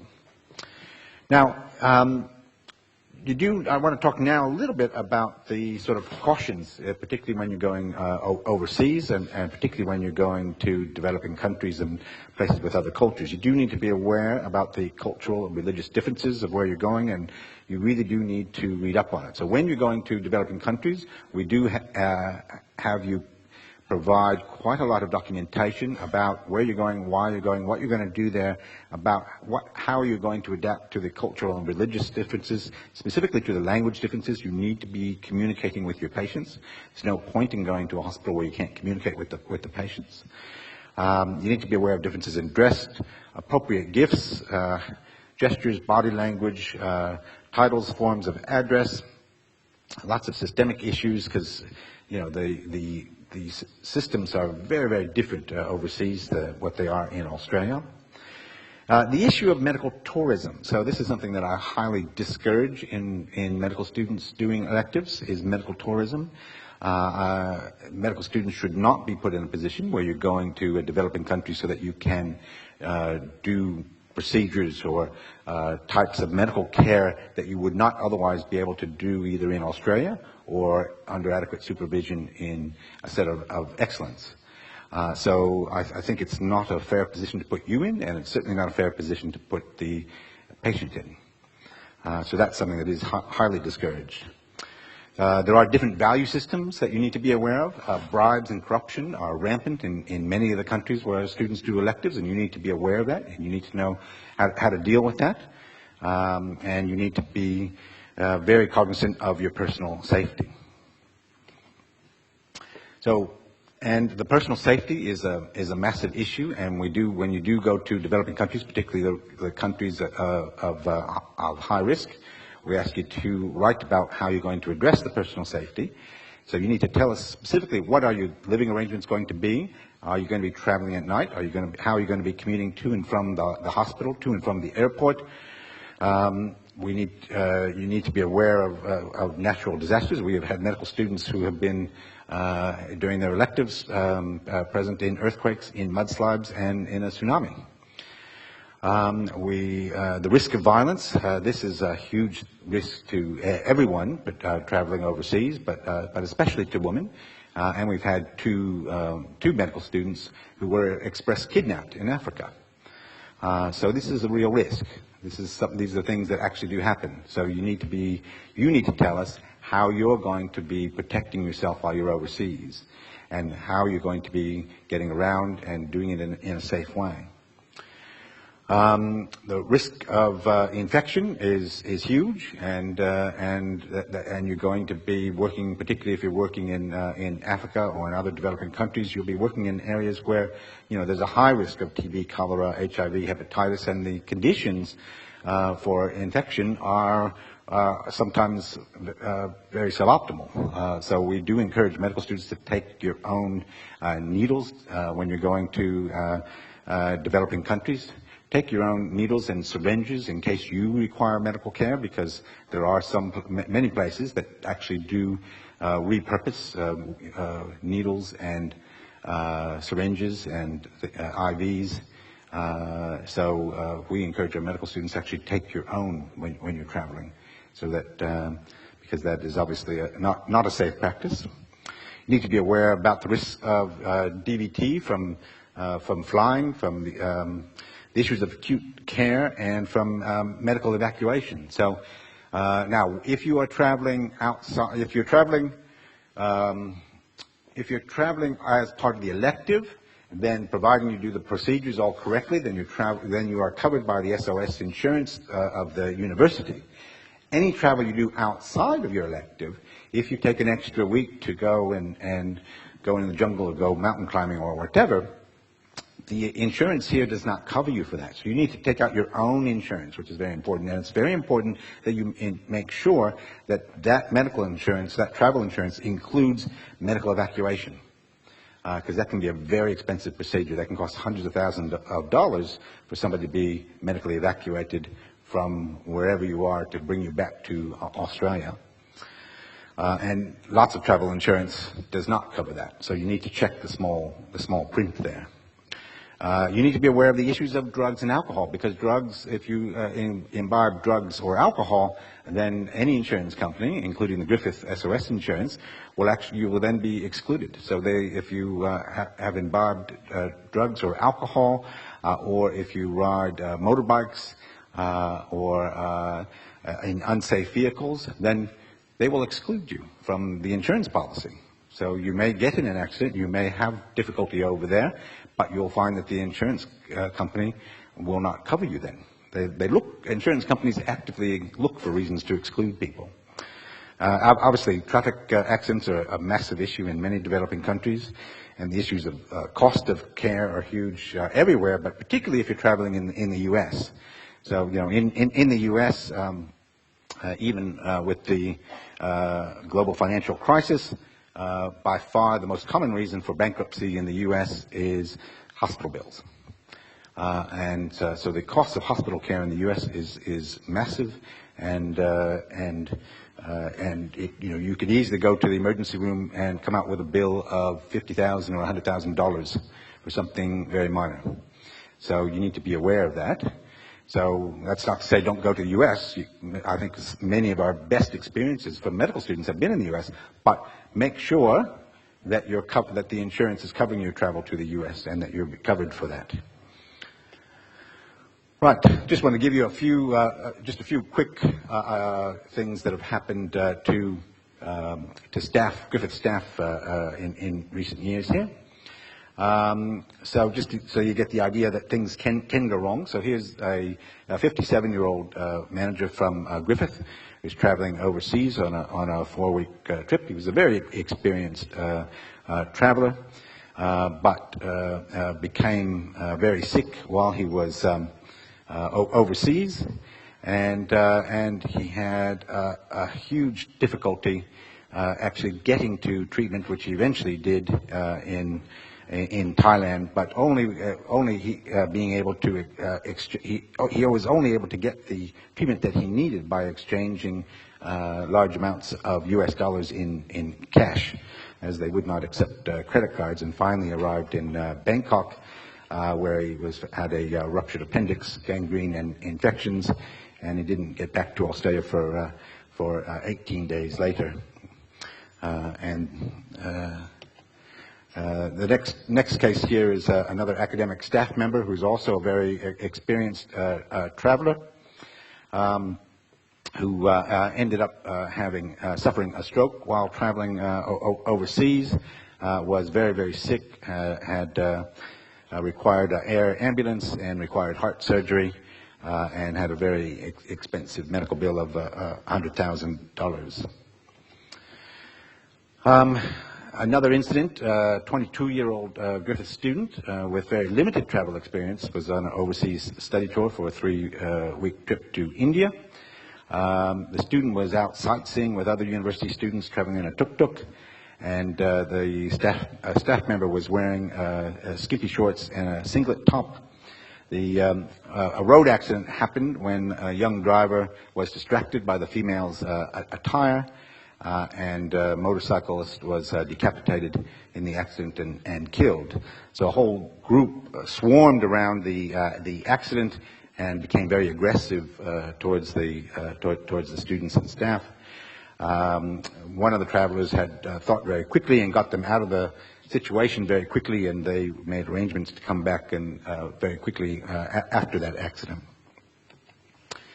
Then there was a sort of very unusual incident where a staff member from Griffith went to a hotel gym and essentially ended up being locked for 24 hours in the toilet and unable to get out, which was also another very unusual situation for somebody to get into. So there's a whole slew of different types of situations that you can get into overseas that you can't possibly imagine.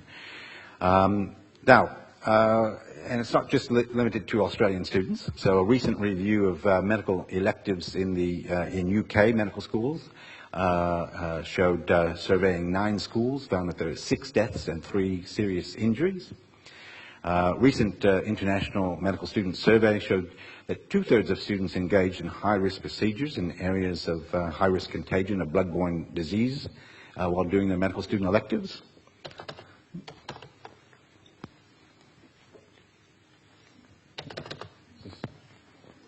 What's happening here?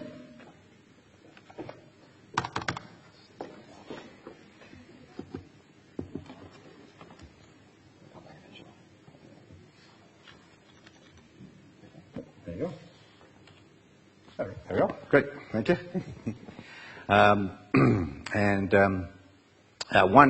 One-fifth of students actually discontinued their malaria prophylaxis, and 1/3 didn't take any malaria prophylaxis at all. So that's one thing you do need to do as well, is you need to go to the travel doctor, and you need to let us know that you're getting the appropriate malaria prophylaxis and vaccines for the different areas that you might be traveling in. There's a medical student study in Central Australia as well for rural placement, showed that 1/6 of the students actually had potentially harmful critical incidents. Last year at Griffith, there was 18 claims lodged from international travel, with 10 claims exceeding $38,000 for medical costs for a variety of different reasons. So these things do happen, and they do happen to Griffith students and staff. We've had a slew of for students and staff traveling from Griffith of recent stabbings, assaults, natural disasters. We've had a student contract malaria as well. And we've had a number of students involved in natural disasters. So as a result of this, we've established a high-risk committee for students traveling to developing countries. So we review the risk for each application, and we look at both the personal risk that a student may entail by going overseas, and we look at the educational value that they will get from that experience. So. And so that's been going now and been very successful for a few years now. So, great. Any questions?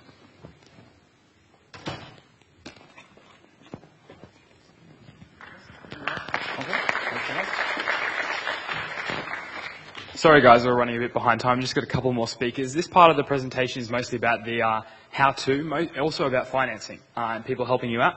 So we're going to jump over to Elliot first from Work the World, who will have a chat with us about what they're able to offer for people going overseas. So please make him welcome, guys. Okay, great. Thanks very much, Kingsley. Well aware that we're running a bit behind schedule, so I'll be as quick as possible. My name's Elliot. I'm from a company called Work the World, and we're basically healthcare elective and placement specialists. We've been around for 10 years. We've sent over 6,500 students, and yeah, we deal with hundreds of different universities, Griffith included. We tailor your placement, so whatever department you're interested in, we can arrange for you. We help you out with the pre-departure preparation. We've got partnerships, accommodation, obviously, fully catered, language lessons when you're in country, and 24/7 support. So what do you get when you come with a Work the World placement? What can you expect, I guess, in a developing nation for medicine? Obviously, short-staffed, low resource, patients present really late just due to the costs. See tropical diseases that you probably wouldn't see. And yeah, I'm just going to burn through a lot of this. We're not an NGO or anything like that, but we are a company with ethics. We donated $350,000 in cash and also medical equipment as well. All right, so where can you go when you come with Work the World? We operate in Africa, Asia and South America. Ghana was our first program, super friendly people, great for first-time Africa. Tanzania, we have 2 programs. One is in Arusha, rural setting, home of the Lion King, right on the Serengeti there. And also the bustling Dar es Salaam as well, which is just an hour away from Zanzibar if you want to spend your weekends there. In Nepal, Kathmandu, really good for any type of specialty, huge city, and they got every specialty, every department that you could imagine there. Second city in Nepal is Pokhara, adventure capital of the world. If you like bungee jumping, whitewater rafting, you want to go paragliding, you want to trek up to base camp at Everest, then check out Pokhara. Sri Lanka, 2 programs, one in Kandy, really huge hospitals here in Sri Lanka, sort of 2,000 beds plus, and super busy. So you're going to see some really unique, interesting cases present. We've just got a new program opening up in June as well in Anuradhapura. Philippines, 3 programs here. Dumaguete right on the coast. Lots of culture, great food, really close to world-class beaches like Cebu, Boracay for your weekends. And I'm just going to let the picture do the talking here for Iloilo. One program in South America, in Peru, Arequipa. So you can see Machu Picchu in your free time, you can practice your Spanish. Okay, we help you out, obviously, before you go, we try to make it a hassle-free process for you, so obviously it can be quite stressful organising your placement. We help you out with all your paperwork and planning, everything that you need to know before you go. Part of that is our online platform called MyTrip, where we sort of basically just give you all the info you need, talk you through, upload your documents, you can see who else is going to be in the location you're with, network with people. When you arrive, we pick you up at the airport, give you a full orientation and a personal introduction to your hospital as well and your supervisor. Some pictures of the Work the World house. You're living alongside other med students and allied health students as well, so even if you're going by yourself, great. If you want to go with friends, even better. Okay. We also offer add-on experiences as well. So what you can see here, you can spend a week with the Maasai people. This is in Tanzania. And so we get rave reviews. 98% of people would recommend that we recommend coming with Work the World just due to the structure and all the support that's surrounding that. Christina is from Griffith. I don't think she's here tonight. She actually did 2 programs with us, Sri Lanka and the Philippines. Okay, so that'll conclude it. If you guys are interested, check out our website, have a look at us on Facebook. You can register outside for our newsletter. Feel free to shoot me any questions on my way out. Otherwise, I hope to see some of you come to a Work the World elective. Thanks. I'd like to invite Bank of Queensland up now, if they have a chat. Oh, sorry, NDA, come on up. Flying by the seat of our pants with the wonderful situation everyone's given us. Just need a website. Okay. That's a bit loud for everyone else, sorry.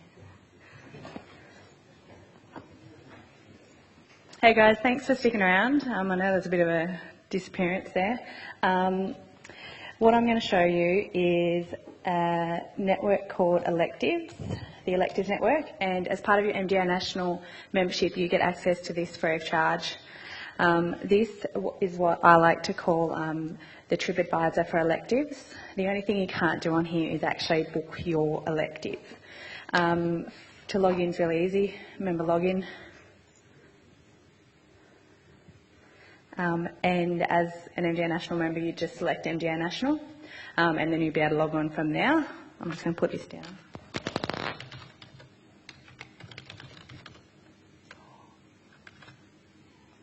Is somebody trying to do things quickly?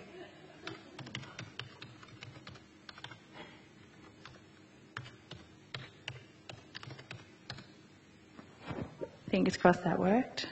Yeah. So there's heaps of things you've already had talks about how to pick your elective. There's something different.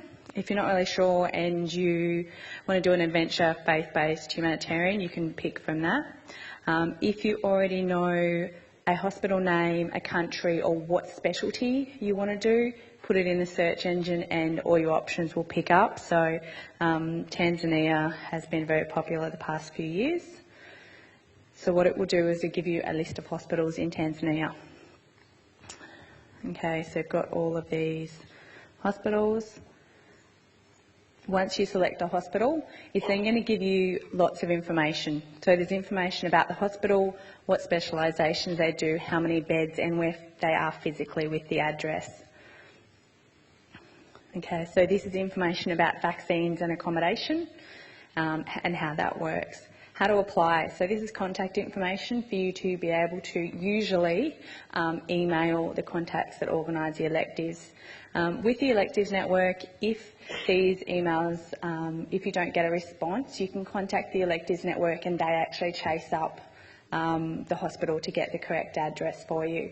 The one thing I love about this is the student reviews, and this is probably where you'll spend most of your time procrastinating, is actually reading what everyone else has said about the hospital.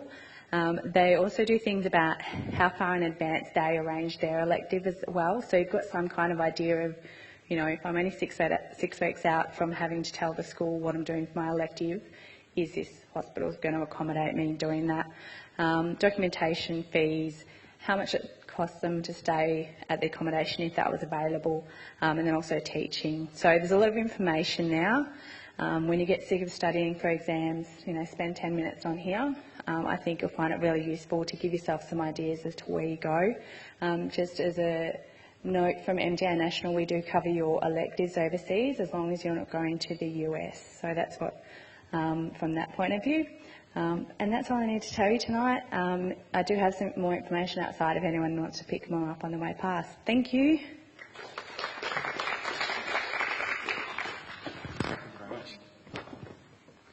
We will now have Bank of Queensland to come up and have a chat. Where's everyone? Thank you guys for sticking around. I'll make a... did anyone actually enter the competition that's still left here? Good, you're very likely to win. I'm going to do redraws until I pick one of you guys. Sure, if you want. Look, I'm not going to... I just find it really interesting after all I've heard tonight, which has been really interesting. Who actually still wants to go overseas? Wow. Okay, I'll give you some money. So, pretty much, we are a bank that does financing for medical students, specifically for final and penultimate year students. It's a risk-based thing. We're pretty confident that you'll finish up once you've hit third year, otherwise you're mad. But look, you're pretty mad anyway because you want to go overseas and risk yourself to this stuff. So each to their own, but good on you for doing it because it's a great thing for the world. So look, what we provide when you're in your second last year is $7,000, access to $7,000 in an overdraft form, which you can draw out as cash, pay for a holiday, do whatever you want, that you do not need to make any repayments for until 6 months after you graduate. So you've got plenty of lead time to use those funds, do what you like with it. It's at a cheap rate of interest, which is 7.99, equivalent of less than $10 per month for every $1,000 you owe. So it's pretty reasonable, it's pretty affordable, and when you start at your intern year and you're on 70 grand a year or plus, you're pretty likely to be able to pay it back pretty quickly. So That's a little bit about what we do, and we're the only bank in Australia that does it for medical students. So I can run through all of the magical things that they've got on here, but I am understanding of your time as well. If anyone in here is also a GPSN member, we do have credit cards that will have no annual fee, and they are accessible again for penultimate and final year students right now. They do include travel insurance. I'm not 100% sure if they include medical evacuation like the professor said, but I will find out and let you guys know. So, but look, all this stuff is available right now to penultimate and final year students if you want it and if you want to take it. You only pay for what you use. There's no setup or ongoing costs. It's really pay as you go. So, long story short, that's it. Nice and easy. My details are up there. Take a photo, come outside and say hello if you want to take it up. Otherwise, best of luck in your career. Thank you. Oh. And the draw. Sorry, the draw. Sorry, yes. Mate, you, when you're ready. Hopefully it's someone here. Is there a Marcus Irmont? Oh, right. Have you gone? Heavy days. That's my name conveniently, actually. Yeah. We're going to keep going. It's going to get painful. Yanni, who went home. That's It's right. no good. Only for the guys who stick around. Awesome. Siobhan. No. I understand we went home, she has children. That's understandable. Oh, tough. That's a hard one. Yeah. Nope. Jessica Morgan. Okay. We could be here for a while, guys. Joanna. I'm just going to start cracking them out. Process of elimination. Karen. Karen Huang. Hey. We have a winner. Excellent. Thank you for sticking around.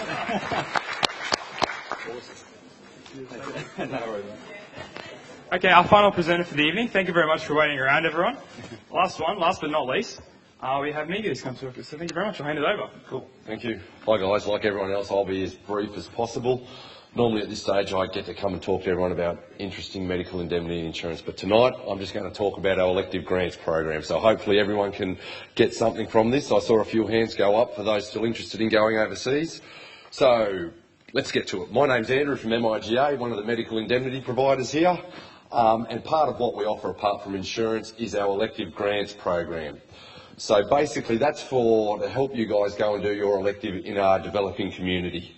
As you've heard a few of the speakers say throughout the night, there's lots of challenges that you can face in a developing community, so we thought we'd try and make it as easy as possible. So what's the program about? So we provide financial assistance for medical students you could read that. But basically, we define developing as a poor and marginalised community. So basically, where they struggle to control their own destiny, things like that. So that's how we define developing. And, oh, wrong one. What is the grant? So we give away 6 grants each year of $3,500 each. The grant is made up of 2 components. The first being $2,000 to spend on your own individual costs. That could be on Work the World. If you wanted to do their program, you could use that money to pay for that. You can use it for your accommodation, vaccinations, anything you like. That's your money. We also supply $1,500 for the developing community where you do your work, and history has shown us that $1,500 goes an awful long way. We've had students buy clean drinking water, something as simple as that in their community. We've had another student provide a scholarship for one of the nurses there so she can get further education to provide ongoing assistance in that community. So basically it's only limited by your imagination. What we want to achieve, so basically we just want to help developing communities around the world. So that's it in a nutshell. We can do that by getting your skills to a developing community, providing the $1,500 to assist that in community in many ways. So once again, we just want to help people do that. So far, we've supported 70 students in our time while the grant's been going and provided $234,500 in grants, and we're pretty happy about that. That one again. So, as you can see there on the map, it's pretty much been from Central and South America, all through Africa, Asia, all through Australia and Indigenous communities, out through the Pacific as well. So there's anywhere in the world where there's a developing community, we can provide assistance for you guys with that. We've actually also now we provide 1 grant each year for an Indigenous student. Many Indigenous students face challenges along the way, so we thought we'd try and help them out as best we can as well. Past recipients, I'll just quickly flick through these. These are all on our website, and I urge you to have a read. Mariana there's gone to Dili, Rebecca went to Ecuador, Alistair to Rwanda, and these are all on our website, and they've provided a report with lots of pictures that you can have a look at and even give you an idea of where you might want to go. I'll just quickly note as well, Elizabeth Forrest won our elective grants last year, and she went over to Vanuatu, so some of you might know Elizabeth. And I can also say that 4 out of the last 6 years, a student from Griffith have won. So I don't know, it's a pretty good strike rate. So if you're interested, please apply. What else have we got? That's about it, apart from the date. So anyone undertaking between March this year and February next year can apply, and you must be a student member. The only insurance talk I will do is now, membership with MIJ is free, so it doesn't cost you anything. It's actually free till halfway through your 3rd postgraduate year, so a lot of years to get to know us. Submit your application, be passionate, let us know how you think you can make a difference. The application, there's no word count or format you need to follow, it's entirely up to you. Be as creative as possible, because obviously the better the application, the more chance you have of receiving the grant. The next slides, apart from that one, are insurance speak, but we'll just go like that. And I thank you very much for your time, and good luck with your elective if you choose it. Thank you very much. Cheers. Cheers. Thank you so much for staying along tonight, guys. Just the last thing for this evening, I'll leave it to Maddie and Doug to finish off the night, is talk about convention. But thank you very much for coming on tonight, guys. Thank you for sticking out. I hope everyone took something away from tonight and are inspired and interested about ENS. But to end the night, we'll hand it over to Maddie and Doug. Who's in first year here? That makes sense. This is Tequila.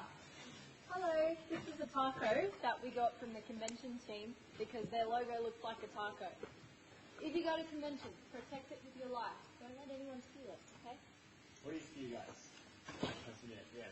Alright, so tomorrow night's convention registration. It's at 7:30 next door. It's an incredible week, like best academics, outrageous social nights, and also great in-class competitions as well. If you have any issues with costs, there are ways to reduce the costs, so see me, but it'll be an amazing week. So.